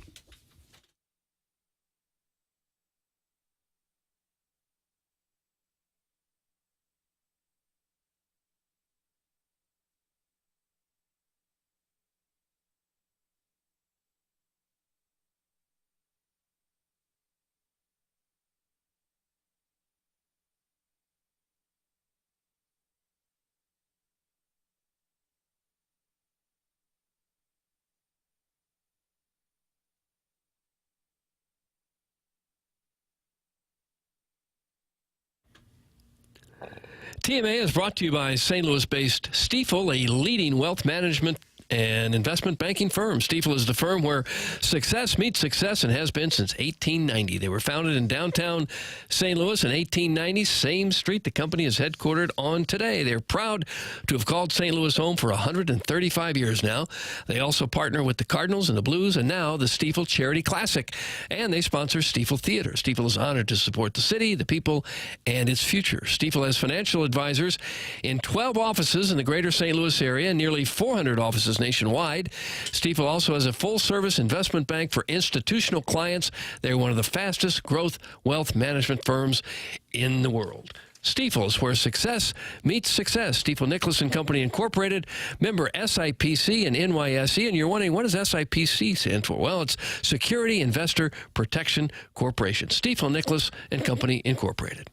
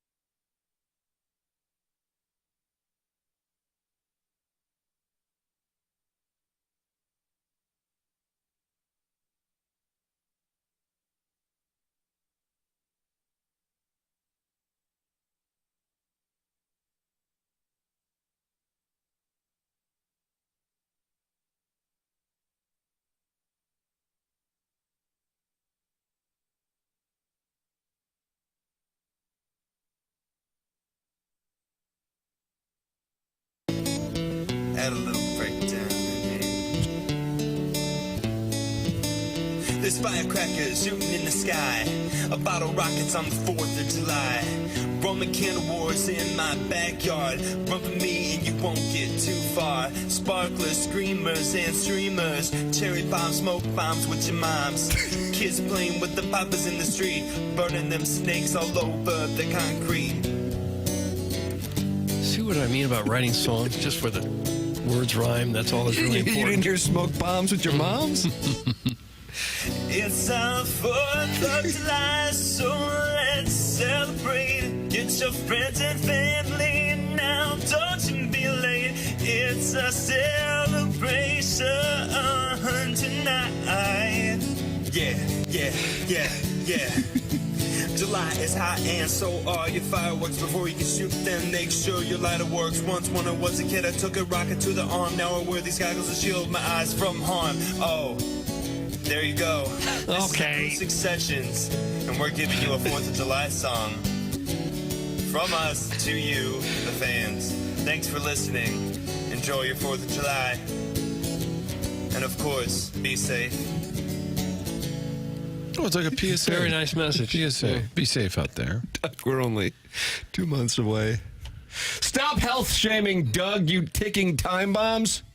I'm health shaming by telling you what I had for Sharon and Clayton. I think Sharon and Clayton might be saying to us, stop picking on shaming. Doug Right. for being healthy. That's right. We are the ticking time bombs. It's the walruses with the 48.5-inch waist that are upset that I'm having grilled chicken and broccoli. So you and Sharon and Clayton are on the same page. I think so. That's yeah. what I think's going on. I think what a complaint could be, and I'm not saying I'm filing said complaint, is that like you could make grilled chicken and broccoli at home really easily, whereas it's tougher to make something like buffalo wings or. It's pretty easy to make wings at home. Yeah, but who's got the time to get the grease out? You run the risk of making serious fire. I was about to say, Martin, people make wings at home, really? You can buy them frozen wings and put them in an air fryer or something. There's your wings. wings. Right? Does it taste the same? Yeah, really? Well, it's a little different. It's good. Air fryer it'll get you right.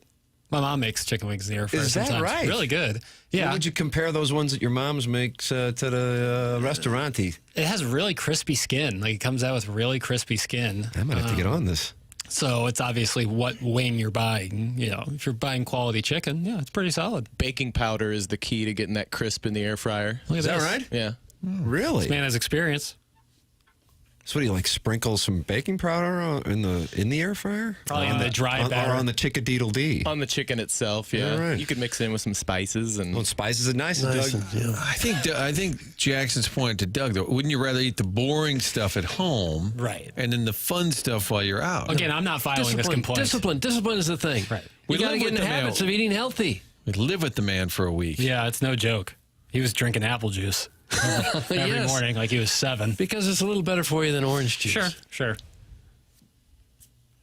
You got to get healthy habits. I could eat forever. And if I ate whatever was in front of me, I'd weigh 300 pounds. Yeah. Because I'm never really filled up. And so the only way I can deal with that is to eat healthier. You can see where that press box will get you. There's always a bowl of like M&Ms, then there's a bowl of that Cookies sitting snack out. mix. It's just sitting, and you just find yourself. Not me, but I've seen it be a little bit of grazing. Doug, I could do that, yeah. And I can eat ice cream all night long. When you time is up, it's up to you. People smoke in their 80s, and people who work out have heart attacks. That's from Sharon's Ledoux Pool Boy. People who work out have heart attacks? They're saying when it's your time, it's your time. Well, but you can delay your time for sure. But there's nothing like seeing the media eat. My favorite drops. Yeah. What was it? What did Cosell say when he saw the media eating? Human garbage. Guys, cornstarch makes it crispy. Thanks, 314. No. Good Lord, reading comprehension much. There was no comma after Doug, therefore I am in an alliance. Sharon and Clayton, not happy with my read of her text, which was stop health shaming Doug, you ticking time bombs. Okay. And now people are going to go after her because she went after Tim. Maybe it should have been two sentences. Interesting, yeah. It probably should have been 2 sentences. Stop health shaming Doug. Period. You know what? Actually, I think there should have been a comma after Doug. Now that I'm looking at it, now that my read was criticized, I think it's stop health shaming Doug, comma, you ticking time bombs. Would you not agree with that? Yeah, the you ticking time bombs is just a clause. It's not a separate sentence. Oh. But you could write it as a separate sentence, maybe with an exclamation point. Really drive home the point. No, because there's no verb in the second clause. The therefore it's teacher not a just sentence. emerged. So a comma was needed? Yes, sir. Yeah. Well, that's a huge win for me. Yeah. Maybe I'm going to show up on the set of Real Housewives of TMA and get sideways with Sharon and Clayton. It'd be interesting. Tim's read was perfect. That's from the Maplewood Here Blood we go. Buffalo. Here we go. I'll tell you what's perfect is Dr. Brandon Pryor and what he's got going at 100 West Dental, right off of Manchester in Baldwin. He built brand new offices and allows you to have the best technology you're going to find for the patient experience. You can go online at 100westdental.com and check it out for yourself. No phone call needed to get in. Just check the calendar online for availability and book right then and there. It is a very procedure-specific approach to dentistry. If you don't have dental insurance, that's not a problem. The membership plan aids in the cost of dental work for those who don't have dental insurance. They have a huge offer going on that if you mention my name, you get $1,000 off an Invisalign package. If you're on the fence about Invisalign, they have a digital scanner that can show you a simulation of what it'll look like before you even go through with it. It's 100 West Dental, online at 100westdental.com or call 636-585-0100. It's 100 West Dental. Email in for our Design Air Heating and Cooling email today. Comes your way at approximately 10:45 here on the program. I'm going to make sure I give it time yesterday because the time management yesterday was dreadful and I didn't get to it, so we're going to let it breathe today. Send yours in the morning after at InsideSTL.com. It's TMA presented by Brown and Crouppen.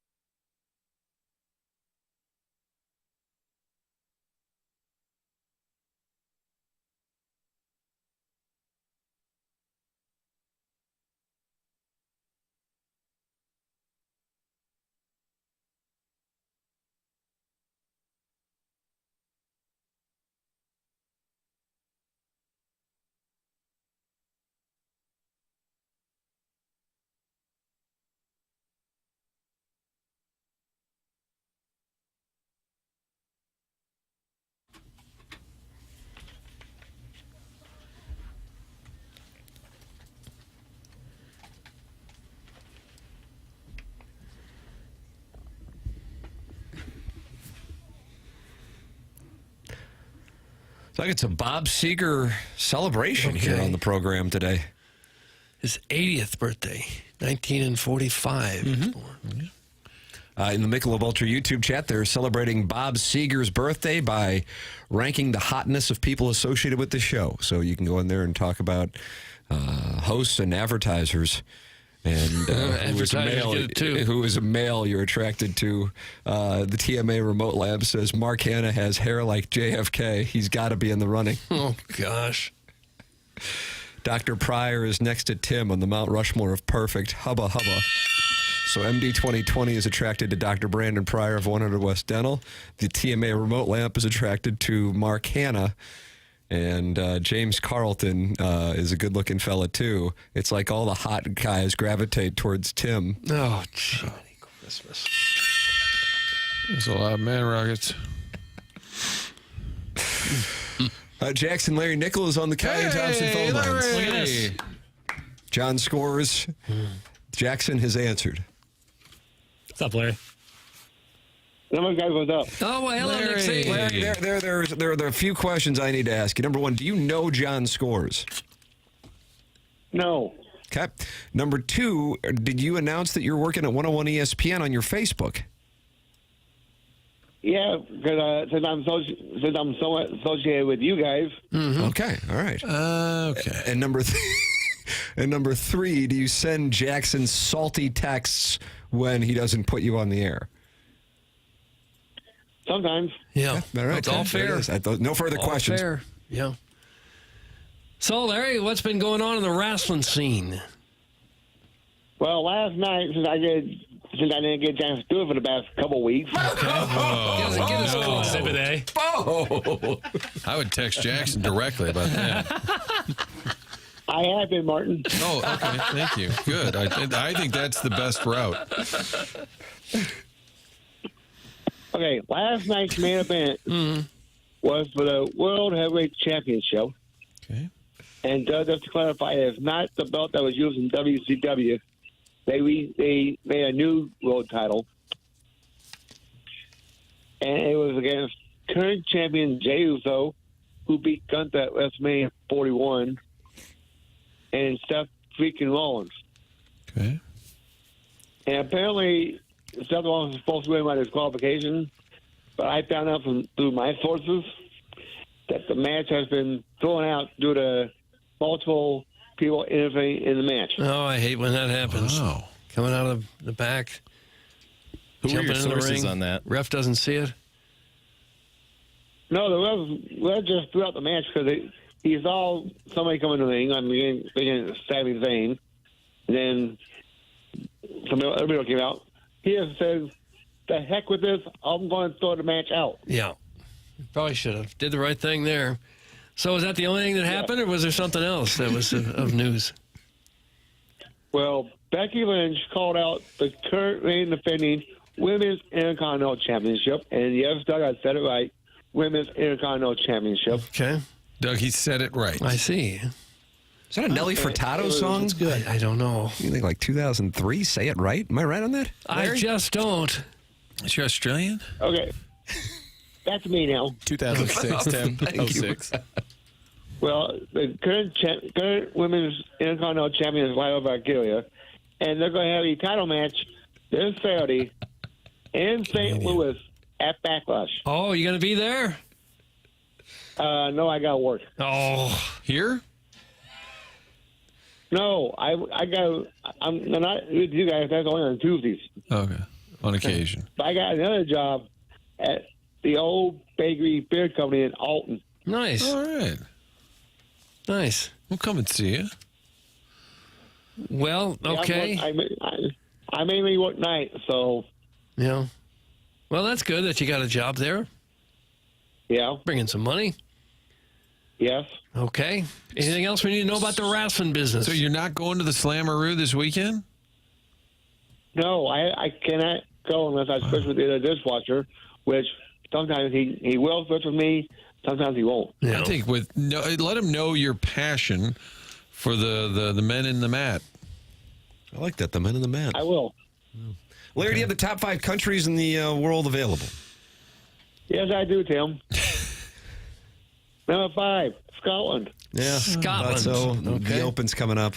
Of course, it's Royal Portrush this year, though, isn't it, Doug? I don't know. Yeah. I thought it was Carnoustie. Number 4, Australia. Which, by the way, side note, that's what I got out the Crown Jewel premium line event in October. The Crown Jewels, what event? It's a premium line event. It's no pay-per-view. Okay. Okay. Number 3? Number 3, Chile. Chile. Makes sense. Chile. Okay. Number 2, Canada. All right. Number 1, United States of America. Yes. It is quite a streak, Martin. As you might recall, I think it was season 12 of TMA. There was a stunning development one week when the Philippines was number 1. I felt like Larry was compromised by the Marcos family. But other than that, the United States has been number 1 before and after that unfortunate week, Larry. Am I correct? It's always been the USA minus. You had the Philippines and Corazon Aquino, number 1 week. Yes. Yeah, see. Yeah, I like the directness of Larry's answers. He is on like the witness stand. He would be an ideal witness. Larry, God bless you, and God bless these United States of America. Yeah, God bless America. There he is, Larry Nickel back, despite Jackson's grudge. Jackson? Yeah, jeez. That's why I am a legend. Taking my material. It's true. It's true. It's damn true. Okay. Chicken Meat Tenders is in the Michelob Ultra YouTube chat and wants to know when the country of Chad is going to make the list. Oh, I don't know that it will. I don't think it's large enough to make the list. Not consequential enough. Wow. Look at that. It just isn't. Chile guy. Martin, you know about Design Air, don't you? Because you're a client, and so is Doug and me. Design Air will bring you that email today in the 10 o'clock hour, but on top of that, they will take care of your furnace in the winter, air conditioning unit in the summertime. Get a little tune-up right now. It's about to be summer. You know that AC is going to be cranking full tilt for months on end. Get a little service call ahead of time. You can go online, designairservice.com. That's the website where you can set up your appointment. Talking about a company that's been around since 1904, a St. Louis-based family-owned company. Seth Goldcamp, 4th generation, family-owned business. They've got great technicians who will get in and make the repairs, let you know what you need without trying to add something you don't need, not trying to sell you something that you don't need. They work directly with their team to make sure that doesn't take place. Great technicians. Some say handsome technicians. DesignAirService.com is where you can set up the appointment for all your heating and cooling needs year-round. And that email today coming up in the 10 o'clock hour. Kind of a buck swope vehicle. He might JD text. Golf Coach is right now the force, Martin. Wow. Yeah, he's very dangerous. The morning after it inside Buck texted you at all about that? It's always good when the hosts get texted directly. He reached out to me yesterday to let me know what was really going on with Dylan Holloway.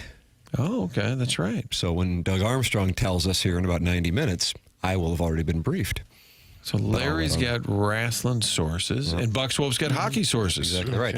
I got a situation going on with my essentially dormant Instagram.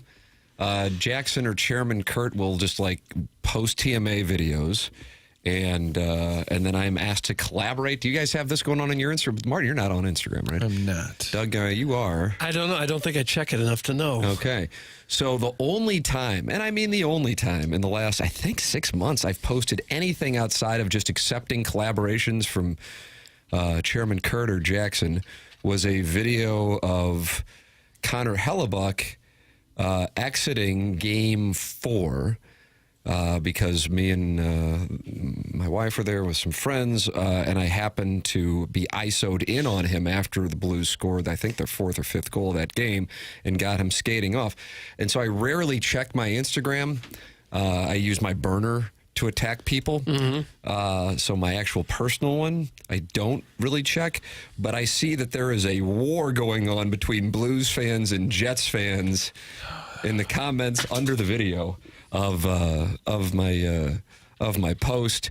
The Jets fans very angry about the video, and now they are dunking on Blues fans for mocking Connor Hellebuck. And even though the series is over, the fight continues, and it turns out it's in my Instagram comments. Doug, the Instagram account, of course, Timothy Michael McKernan Jackson would describe it as a gift depot. Is that correct? It's a gift depot? That's right. It's a gift depot. What does that mean? A lot of gifts. Almost exclusively, honestly. From Tim or the people that respond to what he posts? Tim. Instead of actual commentary, you'll just use a GIF to say what you're thinking. Yeah, I'm not too active on social media.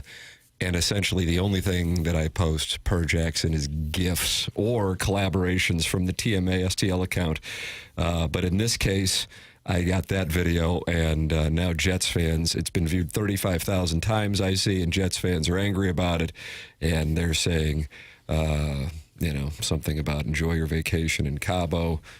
And then Blues fans argue with them. So if you're looking to vent, I guess my Instagram comments is where you go now. You want to settle this like men? Let's do it over the AM radio airwaves. Oh, yeah, there was the Jets. I had one tweet the other night about we were going to discuss the game or something. They said, you guys joked. I looked at it with somebody from Winnipeg. I'm like, oh, you got us. You got us. That hurt, too, when he said that. Got us. I don't know. I mean, I have to tell you, this is just me, and I realize, Doug, would you describe me as a godless pervert? Kind of. But if my team experienced its greatest win in my team and city's history, personally, I would celebrate with my friends and my family. I wouldn't go to a random guy in St. Louis's Instagram and argue with other random people who you don't know behind a burner account. Mm-hmm. But as a godless pervert, maybe I'm misguided. Enter the Trolls. So when the Blues beat the Sharks to get to the Stanley Cup final, you never felt the need to attack San Jose fans. Blues beat the Bruins, never felt the need to attack Boston fans. I was enjoying the Stanley Cup. And imbibing and, celebrating with compadres. It does seem to be, unless you are provoked, who cares? Right. I just thought, well, here Hellebuck is exiting. Here is video of him exiting. If it was just like a random goalie, I don't think I really would have been paying much attention, like probably most people in St. Louis. Doug, can you name the Coyotes goaltender from that 2012 series? Can I have initials, please? MS. Mike Smith. Yes! Okay. Doug Vaughn! Yes. But he wasn't a Vezina winner, I don't believe. I don't think so. No. Well, I mean, the Hellebuck's a storyline, and I don't think that story is over. No. But your post struck a raw nerve and a chord with the shut-in walruses of Winnipeg. That's correct. And now they're arguing with other Blues fans, Jets fans in my Instagram comments. Okay. So if you want to go in there and vent, I guess that's a place to go. Martin, I know you got onboarding to tend to. Maybe you're going to go in my Instagram comments and argue with Winnipeg fans. I'm ready for that. Somebody said, tick, tick, tick, onboarding. Get out of there so we can start to sexually harass Doug. Oh. You blocked Doug's sexual harassment? Apparently, I got to get out of here. So that is next. All right. There you go. It is TMA 101 ESPN.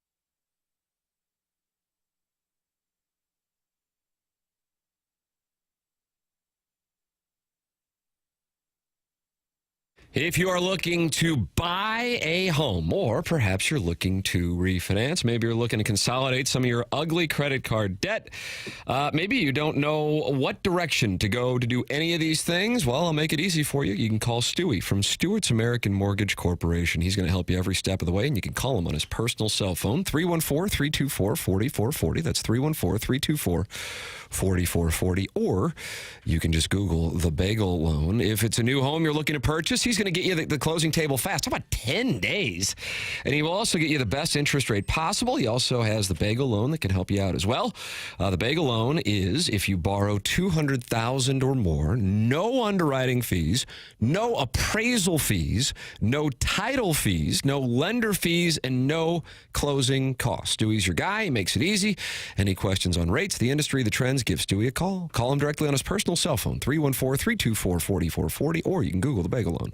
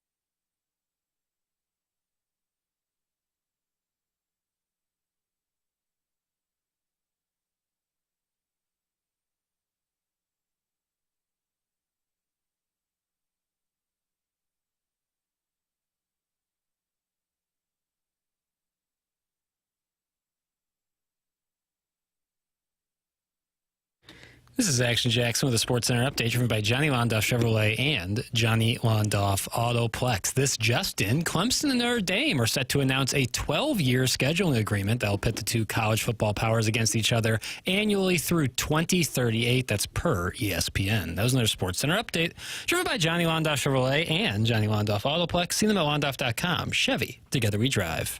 Are you kidding me?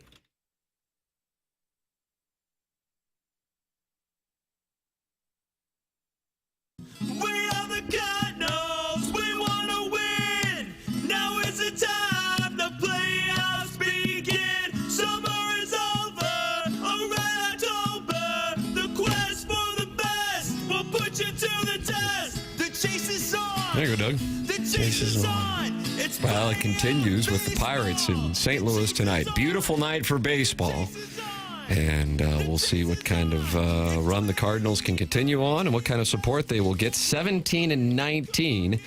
The Cardinals 5 games back of the Chicago Cubs, but 1 game back of the second-place Brewers and the Reds, who are tied with Milwaukee. But Jim Bowden is not buying in. Matter of fact, he wrote this in The Athletic, which you can read this morning.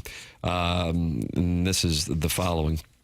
In today's game, front offices equipped with advanced analytics have a much better feel at this stage for which teams are contenders and which are rebuilding, as well as which need to wait until closer to the July 31st deadline to decide whether to reset. Therefore, teams like the White Sox, Rockies, Pirates, Marlins, Nationals, Angels, and Don't you Cardinals, dare lump us in with that Cardinals do not need to follow the old school trade map. These non-contending teams aren't going to make the playoffs this year. If they have opportunities to trade veteran players for stronger prospect packages now, there is no reason to wait until July. And so he listed 5 trades that these non-contending teams should make. And he's got Ryan Helsley, Doug, going to the Phillies for Mick Abel. Mick Abel, the Phillies' 2020 first-round pick. He was 15th overall. He is a starting pitcher. He's got Helsley going to the Phillies. And of the 5 trades, there is another Cardinal on his way out. The Tigers acquire Nolan Arenado for right-handed pitcher Josh Randall and third baseman Carson Rucker. He says the Tigers have the best record in the AL, but it's hard not to think about how good they would have been if Alex Bregman had landed in Detroit instead of signing with Boston. That decision was no fault of the Tigers, who offered more years and dollars than what the Red Sox did. However, it's clear Detroit still has a significant need at third base, and trying to acquire Arenado makes a lot of sense. Arenado has a full no-trade clause and has not indicated whether he would accept a move to the Motor City. However, perhaps the 8-time All-Star would reconsider the opportunity to join Detroit, a playoff team with one of the best and deepest 5-man rotations in MLB. So there you go, Doug. Helsley, Philly, Arenado, Detroit. And I guess Jim Bowden does not care about the fact that the Cardinals are a game back of second place. Here we come. I think it might be a little early for the Cardinals to pull the plug on the season. 2 games under 500, 5 games back. I think it's a little early to have a fire sale. It sounds like might be a good guy they would get back for Helsley. Maybe you do that one. Get a quality starting pitcher. Deal. Yeah, because closers typically don't last very long. But the Cardinals' big problem is they're just pathetic on the road. 13-6 at home. How can you be that good at home and can't beat anybody on the road? And I would suggest part of the problem is the way they use the bullpen on the road. What about the Red Hats? That's another angle to it. Thank you. Yes, thank you. What do you like about Mick Abel? Well, this is a kid that's I think he's a baseball lifer. I think if he can stay healthy and continue on his road to improvement and throw strikes, if he can nibble around the strike zone, I think he can get some people out. You know, he averaged 6.5 walks per 9 last year. Well, that's because he's throwing hard, and I probably need to get down there and work with him a little on his delivery. Mm-hmm. And I think we can get those walks down, cut them in half maybe. But I think if we can work on his control And if he can keep his arm healthy, I think he has a chance to pitch for somebody. Stop it, Doug. The Cards need to sell, baby, sell. That's from the 636. I think it's a wee bit early. I agree. I think there are smart ways to sell without it looking like you're totally giving up. Because I don't think just giving up Helsley means you're totally giving up. I wouldn't say that that's a great sign to the fan base. Yeah, to me it signals we're giving up. If you got rid of both Arenado and Helsley. They had one all-star pitcher last year. He had one of the best years a St. Louis reliever has ever had. I think he led the majors in saves with 49. If you give him up 36 games into the season, I think you're giving up. What would the reaction of the fan base be if they traded away either one of the ones that Bowden says they should, Arenado or Helsley? They'd be upset. They'd be mad, I think. I'd be curious. I'll ask the audience. Would you be angry if the Cardinals made that one of those moves? I think, and I don't know, I could be off on this. I think the real answer is one that we're not presenting. I don't know if people really care, which is the weirder one. Right. But maybe now that the Blues are done, maybe people will start paying attention. I think if they win and they do so in exciting fashion, that people will come back. But I just don't think many people have been paying that close of attention over, the first however many games they've played, 36 games. We're 3 out of the wild card race. And let me tell you, have I ever told you what can happen if a team gets hot? We can win this baby. Come on now. Don't give up in early May. Too early for me. Tim, our reaction, who cares? Oh. It's from Man Lovin'. He is defeated. Guess I never realized baseball heaven is apparently baseball hell for opposing teams. Guess those hostile Hoosier fans up in the nosebleeds and uppity West Countyers in the green seats create a hostile environment. That's from Mongo. Uppity people who sit in green seats are uppity? Successful? I don't know if that makes you uppity or not. Yes, Tim, all 11 to 13,000 fans might get pissed. Who gives a S? Trade Helsley, trade Contreras, trade Arenado. That's from the 870. 870. I would give it a month. I'm giving early this time in June. You probably know, right? The thing is, though, the Phillies have like an immediate need. They have Alvarado. He's a lefty. Their guy Jordan Romano as a righty has a 10 ERA. He's one of the worst pitchers in baseball this year. So they desperately need a right-handed reliever. Well, the Yankees might need a closer too. Yeah, Devin Williams. They've already what about the Dreamweaver? Knocked him out of the. He got batted around last night.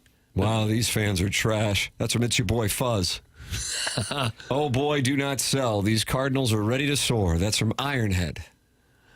I'm not saying this is not the season to sell. I'm saying I think it's a little early. I think if you get the right deal, and I don't know, obviously none of us know who really Mick Abel is. But I just explained his career trajectory. He likes to nibble around the zone. If he can do that, he'll be better off. If you can get change your eye level. Well-performing AAA pitcher, which you'd absolutely say is the need for the next 2 or 3 years, is young pitching. Mm-hmm.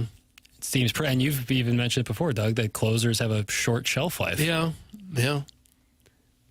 Upset? Doug, do you think we are upset about keeping Goldschmidt around and getting nothing for him? What were we rewarded with? Nada. Ship these old farts out while they still have value. This is not a playoff team. It's from the 314. First of all, don't yell at me.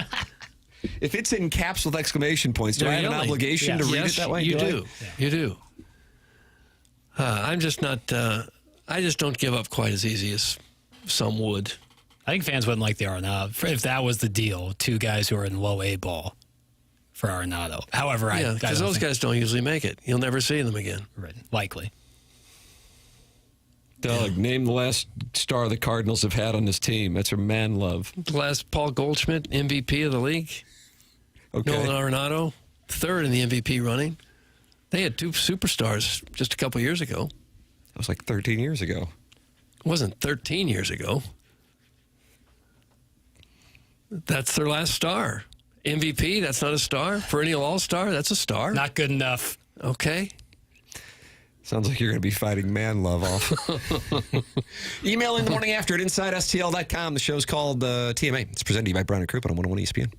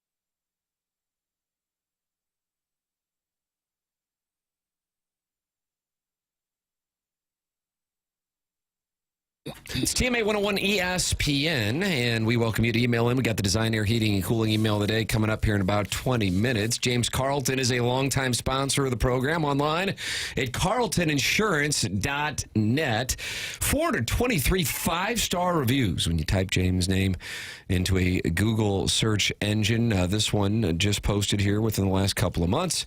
My husband and I have been clients with James Carlton State Farm Insurance Agency over 10 years. We have had only professional and positive experiences with James and the team at the office. We recently had to file a claim, and Stephanie was the person who we communicated with regarding specific information about our claim. Her customer service is remarkable. She thoroughly explained the process we had to go through step by step. Although I had several questions to ask, Stephanie patiently answered and addressed every one of my questions and concerns, and that is something I definitely appreciate. It's James Carlton of the Carlton State Farm Insurance Agency, online at carltoninsurance.net. Doug, if you are ready, I got a guessing game for you. Okay. It's timely and it's painful. I don't know what our choices are, though. In honor of the Winnipeg Jets comeback win, here are some of the most shocking finishes in sports history. Oh, God. Anything that comes to mind? Shocking finishes in sports history. Comeback. This is specifically for Doug Vaughn. Is it not hockey, but sports in general? Yes. Comebacks. How about the Buffalo Bills coming back against Houston Oilers in the playoffs? No. That didn't make it. Weren't they down by 30-some-odd points? That did not make it. That's correct. It's not a good comeback. Why do you always have problems with these lists? Well, wouldn't you think that might be a pretty good comeback? I think it's because of Frank Reich. They were down by like, what, 4 I think or 5 it was touchdowns? 35-3. I think it was so. 35-3. Came back and won. Yeah. Not a really good comeback. And I was, where I was watching it? The gym at St. Gabriel's on the stage where there's been a couple of unlikely comebacks. Oh, we don't care about those. You're getting owned right now. Now, you wanted other comebacks, did you? Yes. How about the Cardinals in the 2011 World Series, Game 6? No. No, of course not. Get it together, Vaughn. Of course not. Are shocking finishes or comebacks? What was the difference? Is that the title of the article is in honor of Winnipeg Jets comeback win. Here are some of the most shocking finishes in sports. Okay, so not necessarily comebacks. There you go. Surprising finishes. Might be nice of you to apologize to the people at The Athletic, and in particular, Zach Powell. How about the timeout called by Michigan right there that they didn't have at the end of an NCAA championship game? No. No, not shocking. How about the Bills missing a field goal in the Super Bowl? Not shocking at all. Oh, God bless like America. A cursed list. Babe Ruth getting thrown out. We've already brought this up once today. No. Not shocking. Bill Mazeroski hitting a home run to win the World Series in Game 7. No. Not a shocking surprise. Have you been in sports media for like 100 years? Can I have a hint on one? DW. Oh, DW. Durwood Watkins and his crucial mistake that cost his team the win. They didn't mention that mistake. I do like the name Derwin, though. Yeah, that was good. I need more of a hint than that. 1972 Olympics. Yeah, 1972 Olympics. DW. Can I have the second name of the second letter of the first name? A. David Williams? No. And his shocking, third letter, please. V. David. It's David, isn't it? I'm sorry, it's Dave. Dave Watkins? No. Dave Wilkins? Really close. Dave, second letter, please, second name. O.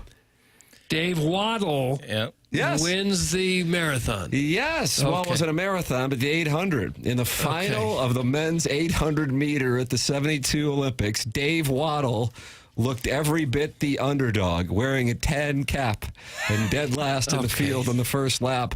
Waddle seemed more like a fan who'd made his way onto the track rather than a medal contender. Then he began to make his move. Waddle passed one competitor after another competitor on the second lap and kicked hard as he came to the final 100 meters, eventually caught and passed the Soviet leader right at the finish line, finishing off a thrilling run for the gold medal. And you forgot about it? No, I remember it now. I do remember watching it. I just didn't strike me as the most shocking thing that I've ever seen in sports. That tan cap is shocking. He really does look like he crawled in from the stands. Mm-hmm. Okay, so that's it. That's the entire One list. is 2 months ago. One is 2 months ago. Not even 2 months, like 5-6 weeks ago. Okay, the Duke finish in that game? Yes. Okay. Dave Waddle, Duke. Now you're on a heater. God, I wouldn't rate that Duke basketball game as the most shocking thing I've ever Jackson, seen. you have a problem with that? Yeah, Doug has mentioned a few games that I think might be a little bit more shocking, but I don't want to. No disrespect to Zach Powell. Yeah. Initials on the second one. NYM. And New York Mets beat the Baltimore Orioles to win the World Series. Jesus. No. The New York Mets did something. Boy, did they ever. This was that time that they pulled off that shocking finish. And the Mets win the World Series. What a call. But not the one against Baltimore when they were the worst team ever assembled a few years earlier. Touchdown. Warner, touchdown. Come on. New York Mets. Jackson's getting pissed. So you know, Jackson's getting pissed. the ball through Buckner's legs. The ball through Buckner. Okay. There you go. Oh, Jackson's God, getting this is a irritated. Well, I mean, they're like the Mets don't have like a modern That was history just of very storied. That was a guy's mistake. Well, they also Yeah, won. but they mounted a Sunday charge. Okay. Isn't this going to be awful that like 20 years from now, some slappies are going to be doing a list and they're going to talk about Winnipeg and St. Louis? And But they'll never get Dave Waddle. No. Waddle's above, I think. All right, I got another one for you, Doug. No shot in hell. What is it? Well, I mean, you can fire a puck on the net, or do you need hints? I need hints. All right. I need hints. HR. H.R. Herbie Reddington? No, that's What the did he name of do? the team. Oh. Verse HR. SAS. S.A.S. H.R. versus S.A. San Antonio Spurs. Yes! What happened to the poor Spurs? Houston Rockets. Yes! Okay, here we go. So now you know. The Rockets beat the Spurs. Boy, that was an incredible finish, that one. December of 2004. You're close. Okay. All right, he hit a buzzer beater. Sure did. Boy, I didn't think he was going to make that He one. did. Good shot. Nice shot, That's the guy. reason. Good shot, fellow. Okay, you got it? Was it more shocking than North Carolina State winning the NCAA tournament on that buzzer beater? Yeah, that list It is, was. not That was included. nothing. That was nothing. Huge upset. It was nothing. What did the Rockets do in 2004 that I'm forgetting? Even the broadcasters counted the Houston Rockets out. But with the San Antonio Spurs leading by 8 points with 35 seconds left in a 2004 regular season game. Oh, this is the worst list we've ever compiled. It's not our list. Someone else has compiled It's it. the We read Athletic, it. and it's Zach Powell, and you're going to owe him an apology, boy. And in 3, 2, 1. With the Spurs leading by 8 points with 35 seconds left in a 2004 regular season game, a December 2004 regular season early. game. Oh. The game's outcome seemed inevitable, but someone forgot to tell Tracy McGrady, smothered by defenders. McGrady hit consecutive three-pointers, getting fouled on the second for a 4-point play.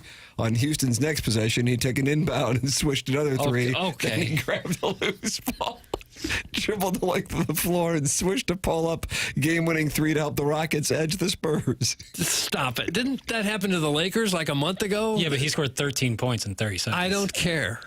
I just don't. That was really cool. I wouldn't call it one of the most shocking moments in sports history, but it was really cool. The fact that And none of us have any recollection of it at all Well, it's always, probably doesn't make it's it the always most shocking thing that ever happened. It's always the excuse for some hardo AAU coach to keep going 1,000% when the team has a 12-point lead in the last point of the game. Well, I Always don't like, well, doubt T-Mac that. did it. It's Yeah. like, I'm sorry, your kid will not. Well, I don't doubt the comeback was nice, but a regular season game in 2004 that nobody really cares about then or The now. Spurs would go on to win the NBA championship that year. Okay, that doesn't matter. Not part of the Did they beat story. the Pistons? Ben Wallace? 05, yeah. Hand out tariffs on this list, Doug. That comes from Doug's Tariffs. I'm real close to doing that. Someone is going to an El Salvadoran prison after this list. You've had enough. Doug, also on Zach Powell's list, the Falcons blowing the lead against the Patriots in that comeback. No, that's a good one. So you accept that one? I'll accept that one. The Bills and the Chiefs, the AFC divisional playoff game from 2021. Bills leading 36-33 with 13 seconds remaining. I won't give you that one. That You will happens, not accept that that. happens frequently in NFL games. A team scores a late touchdown to win. Yeah, but there was like 2 late touchdowns. That was like they scored like some like 14 or 17 points. I don't give a rat's All right, patoot. fair enough. What about the U.S. men winning the 4x100 meter freestyle, winning in gold the 2008 Olympics? No. Jeez. What about Ali Foreman 74, Rumble in the Jungle? No. Wow. Either guy could have won that fight. That's the list. It's the worst list that's ever been compiled. You know, there was Worst sports list ever. There's a lot of horse racing debate going on last week with the Derby. Secretariat winning by 31 lengths is one of the more impressive feats in. You know why he was able to do that? Be careful. He had a heart 3 times the size of most other horses, and he had a stride like one of the longest strides they've ever measured. Yeah, did you see that all 25 of the horses were descendants of... It's crazy. Yeah, that is a nice little fun fact. Because you notice he won the Kentucky Derby. He beat Sham was close. But then when they had the longer race, Belmont, and he's got this heart where he can just run as fast as forever, he just destroyed the field. Yeah, that picture of him like winning, and you can barely even see a horse in the background is awesome. But to have all 21 horses in this year's Derby come from his lineage tells you Secretariat had a wonderful time on the stud farm. Yeah. He really enjoyed his time in stud. Put that up. Hey, if you're dealing with low energy, low motivation, you're tired all the time, feeling anxious, moody, or irritable, either you watched Game 7 of the first round of the Stanley Cup playoffs in Winnipeg, or you could be dealing with low testosterone, lack of focus, mental clarity, low libido, which can strain relationships. Well, Mentality, a local healthcare facility that specializes in helping men feel and perform at their very best, can help you out. They focus on free testosterone levels, which many doctors overlook, ensuring your treatment is tailored to your body. It is Mentality, and Mentality is online at mentalityhealth.com/radio. This year, stop settling for a fraction of your potential. Mentality's new year offer is your chance to take back control. Visit mentalityhealth.com/radio to find out more information.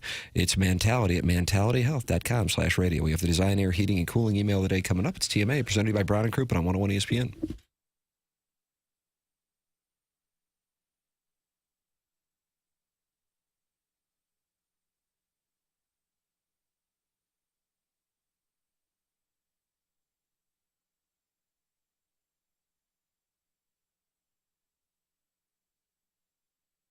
Hey, St. Louis, maybe you're out there and you're on cooking duty for Mother's Day, and you're saying, I don't really know how to cook, I'm not really good at it. Let me tell you, you go by Lee's Famous Recipe Chicken. They'll take care of it for you. You have some delicious chicken to enjoy on Mother's Day. And until then, check out their St. Louis Battle Hawks box, where you get 4 of their famous hand-breaded chicken strips, an order of potato wedges, 2 dipping sauces, and a code valid for up to 30% off Battle Hawk tickets.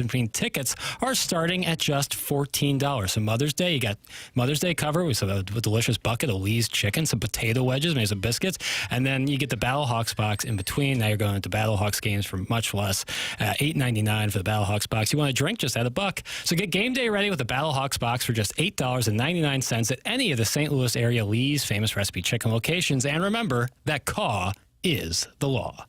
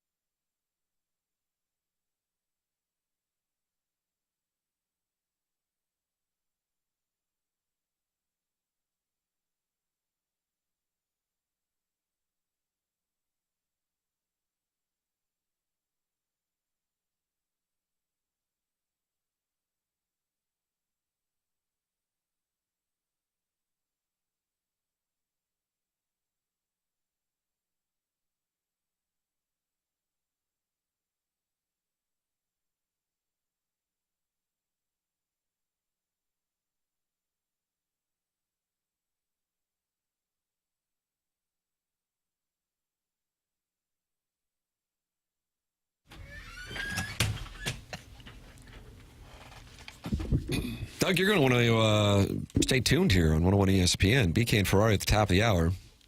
Jim Montgomery addressing the media at 12:15. The boys will carry that live.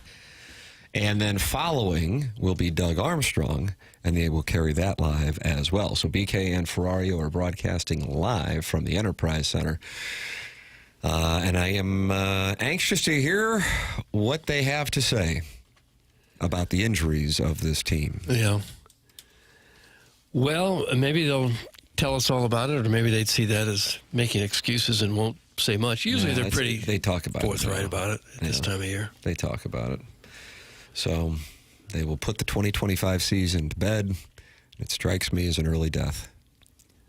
An early death, well, certainly could have turned out differently. The only thing that was more shocking was Dave Waddle's come from behind and win. I agree with you. Waddle and then the 2008 men's relay. Yeah.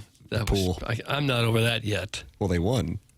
That's what I mean. I'm just in a state of euphoria and have been for decades. By the way, Olympics was really fun. See, Jackson's on board with Dave Waddle. And maybe it's because I was a kid and it was the first Olympics I remember. But Phelps was in his prime. Usain Bolt. Basketball team was awesome. That was really fun.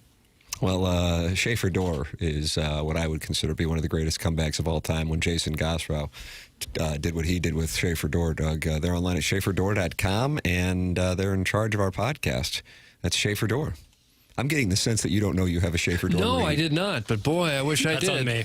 Boy, this Schaefer Dorr, I'll tell you what. Those the physical tells after doing the program together for so many years. I'm going, oh boy, I don't know how we're going to tend to this. Doug does not know he has a Schaefer Dorr live endorsement. I was looking at the standings, seeing that the A's are 20-16. Wow, only one game out. But you know what they do have trouble with? Garage doors out there. Oakland? Sacramento? They're Sacramento Las now. Vegas? And sometimes the doors don't go up. Sometimes they don't go down. That's when you call Schaefer Dorr. If you've got any kind of problem with your door, garage door, I mean, you need to think, Schaefer Dorr. Here's how you spell it. SCHAEFER. There's only one F. A lot of companies in town, at least one other company in town has two Fs. Not this Schaefer. SCHAFER. They'll get you quick response time anytime you have a problem with your garage door. They service all kinds of garage doors and new installs with LiftMaster. LiftMaster garage door openers are strong, quiet, and versatile. They also have that special Monday morning standby service for those doors that break over the weekend. That seems to be when they go bad. They have big weekend nights out. Next thing you know, the garage door doesn't work. Who do you call? You call Schaefer. 636-782-3608. You call or text them. I'll give the number again. You didn't write it down.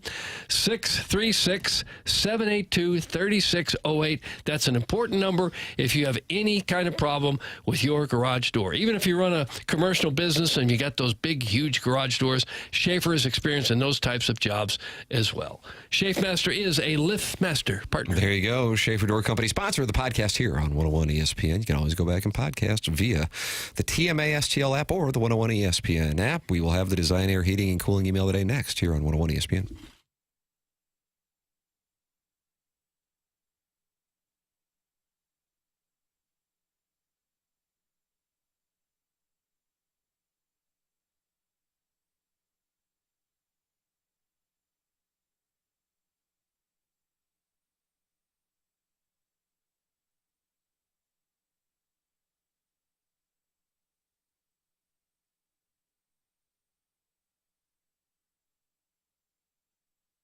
Tim McKernan here for Universal Windows Direct. May is officially the kickoff to home improvement season. The weather's warming up. Memorial Day's right around the corner, and now's the time to tackle those big projects you have been putting off, whether it's drafty old windows or a worn-out front door. Universal Windows Direct has the ultimate offer to get your home ready for summer and beyond. Right now, during their home improvement season sale, you will get an incredible 50% off your windows. Yes, half off. You heard that right. You can upgrade your home with beautiful, energy-efficient windows for half the cost, but it gets even better. For a limited time, you'll get no interest and no payments for 12 months. It's a whole year to enjoy your new windows before you pay a single cent. And here's the cherry on top. You'll receive a free entry door with your window purchase. That's style, comfort, and savings all in one. So why wait? There's no better time than home improvement season to give your home the upgrade it deserves. Call 314-334-2522 or visit universalwindowsdirect.com to schedule your free in-home estimate today. This May, celebrate comfort, curb appeal, and serious savings with Universal Windows Direct. And like me, you'll be saying, I love my windows.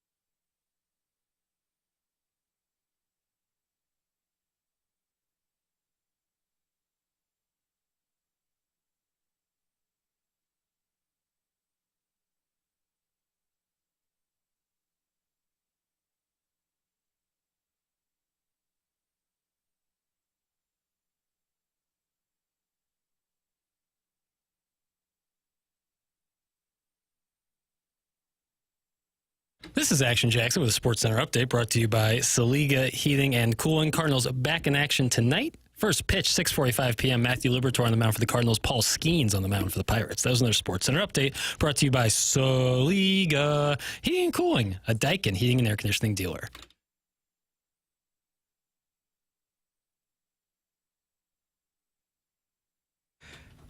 Doug, it's the Design Air Heating and Cooling email of the day. Didn't have time for it yesterday. That was Jackson's fault, but I fell on the sword. It's time for the Design Air Heating and Cooling email of the day. Okay. Opinion. Big Tank Del Vecchio. To the media class of this small to mid-sized market, your journalists act like it. St. Louis has seen sports heartbreak so often we no longer flinch, we catalog. This city has endured more emotional whiplash than a Rams offensive line under Scott Linehan. So let's roll the tape and revisit a few of our greatest botches, because if we don't laugh, we cry into our emotionally overdrawn debit cards. Number one, the Rams are back. FSN Midwest 2006. A midseason puff piece documentary claiming the Rams had returned to dominance under Scott Linehan. They promptly lost 8 of 10. The footage has not been seen since, presumably buried with the 360 machine and the team's dignity. Number two, XFL scheduling debacle, KPLR 2001. In true St. Louis fashion, KPLR aired Orlando versus Chicago instead of the Hitmen's game due to a scheduling quote-unquote oversight. Viewer outrage was fast, furious, and absurdly local. Somewhere, a man with a stovepipe hat and an extreme jersey still hasn't forgiven Channel 11. Number three, are these all filtered, by the way? How long is this email going to be? I feel like I need to make sure, because this is another Doug. I'd pull out. You would? Okay. Yeah. That's enough. The filtering process. That's enough. Big Tank Del Vecchio, is that who he was? I mean, it goes on for so much longer. Okay. Drop him. But it Big was Tank Del Vecchio, you've been dropped. It was good. But Too long. too long and possibly dangerous. That Blues loss is going to sting for a long time. I honestly haven't seen a meltdown that severe since Chernobyl. Although I still contend that the Note's late collapse is nothing compared to Jackson topping his 3-wood from 170 yards in Florida. Hybrid. 3-wood from 170. Jesus, it was a hybrid. The Blues will be back to fight another day. How many opportunities in ADHD-riddled albino going to have to beat the incomparable Tim McKernan in a golf match? That kind of opportunity only comes around once in a lifetime. But instead of rising to the occasion, he soiled his britches just like the Celtics did last night. The Blues loss still hurts, but the worst part about this past weekend is that your app stops broadcasting TMA all day. That is literally the longest I've ever gone without hearing the Sinbad interview in my life. Luckily, the Balloon Party podcast is still available, so I was still able to relive the time where Jackson nearly had a panic attack on air because Tim was a few seconds late coming back from break. So the pale one did what anybody would do on a sports talk show and nervously ad-libbed about his favorite Wes Anderson films. Is that what happens from the I don't JV golf remember coach? that. I just said hello. JV golf coach. Wow, so much to get to. Did I hear Doug say he's seen all the karate movies he ever needs to see? Last time I checked, he still hadn't seen the original 1984 Karate Kid or the 1986 sequel Karate Kid Part 2 with Uncle Sato. The former is basically just a remake of Rocky, except it's set in Reseda instead of Philly, and it revolves around an Italian 15 going on 16-year-old boy managed by the maintenance man at his apartment complex instead of an Italian 30-year-old boxer managed by the guy who played the Penguin on Batman. And the main opponent is the delectable Billy Zabka from Just One of the Guys and Back to School instead of Carl Weathers from Predator and Happy Gilmore. Rough show for Libby Jack. Notice how he deflected Tim's question about why not just use a different printer for his dossier by redirecting how old man Doug just needs to dig up that email he sent back in October if he wants to see the Larry Nicholas dossier. Then he thought MICDS didn't have a maypole. Nice show prep, ass. Oh, this email is sponsored by Six Flags. If your kids don't realize they're standing in the middle of hell, come on out God's highway to Old Eureka. Ride the boss and taste Jacob's mucus. Oh, no. Okay, gotta go now. I'm heading down Nashville way, not by myself to go serial killing, but taking an old high school friend to see his first Pearl Jam show. Speaking of Pearl Jam, I've been trying to get my text name changed to the Recessed Lady's Breast for months now without any luck. I previously tried to identify myself as Swope here, but it seems I'm perpetually stuck with Ed Powers sock crust. Doug, that's from Buck Swope, and that's what we have. Buck Swope. For the Design Air Heating and Cooling email of the day. A lot to work with. Today I've decided to go with a JV golf coach. I second that. Third. Wow, it doesn't matter what I say. The JV Golf Coach has won the Design Air Heating and Cooling email of the day. BK and Ferrario next live from the Enterprise Center. They will carry Jim Montgomery live at 12:15. Doug Armstrong will follow. That will be coming up live on 101 ESPN. For Jackson Burkett, for Chairman Kurt, for Martin Kilcoyne, for my brother Kevin, for Douglas Sullivan Vaughn, I'm Tim McKernan. This has been TMA, presented to you by Brown and Crouppen on 101 ESPN and the TMA STL YouTube channel.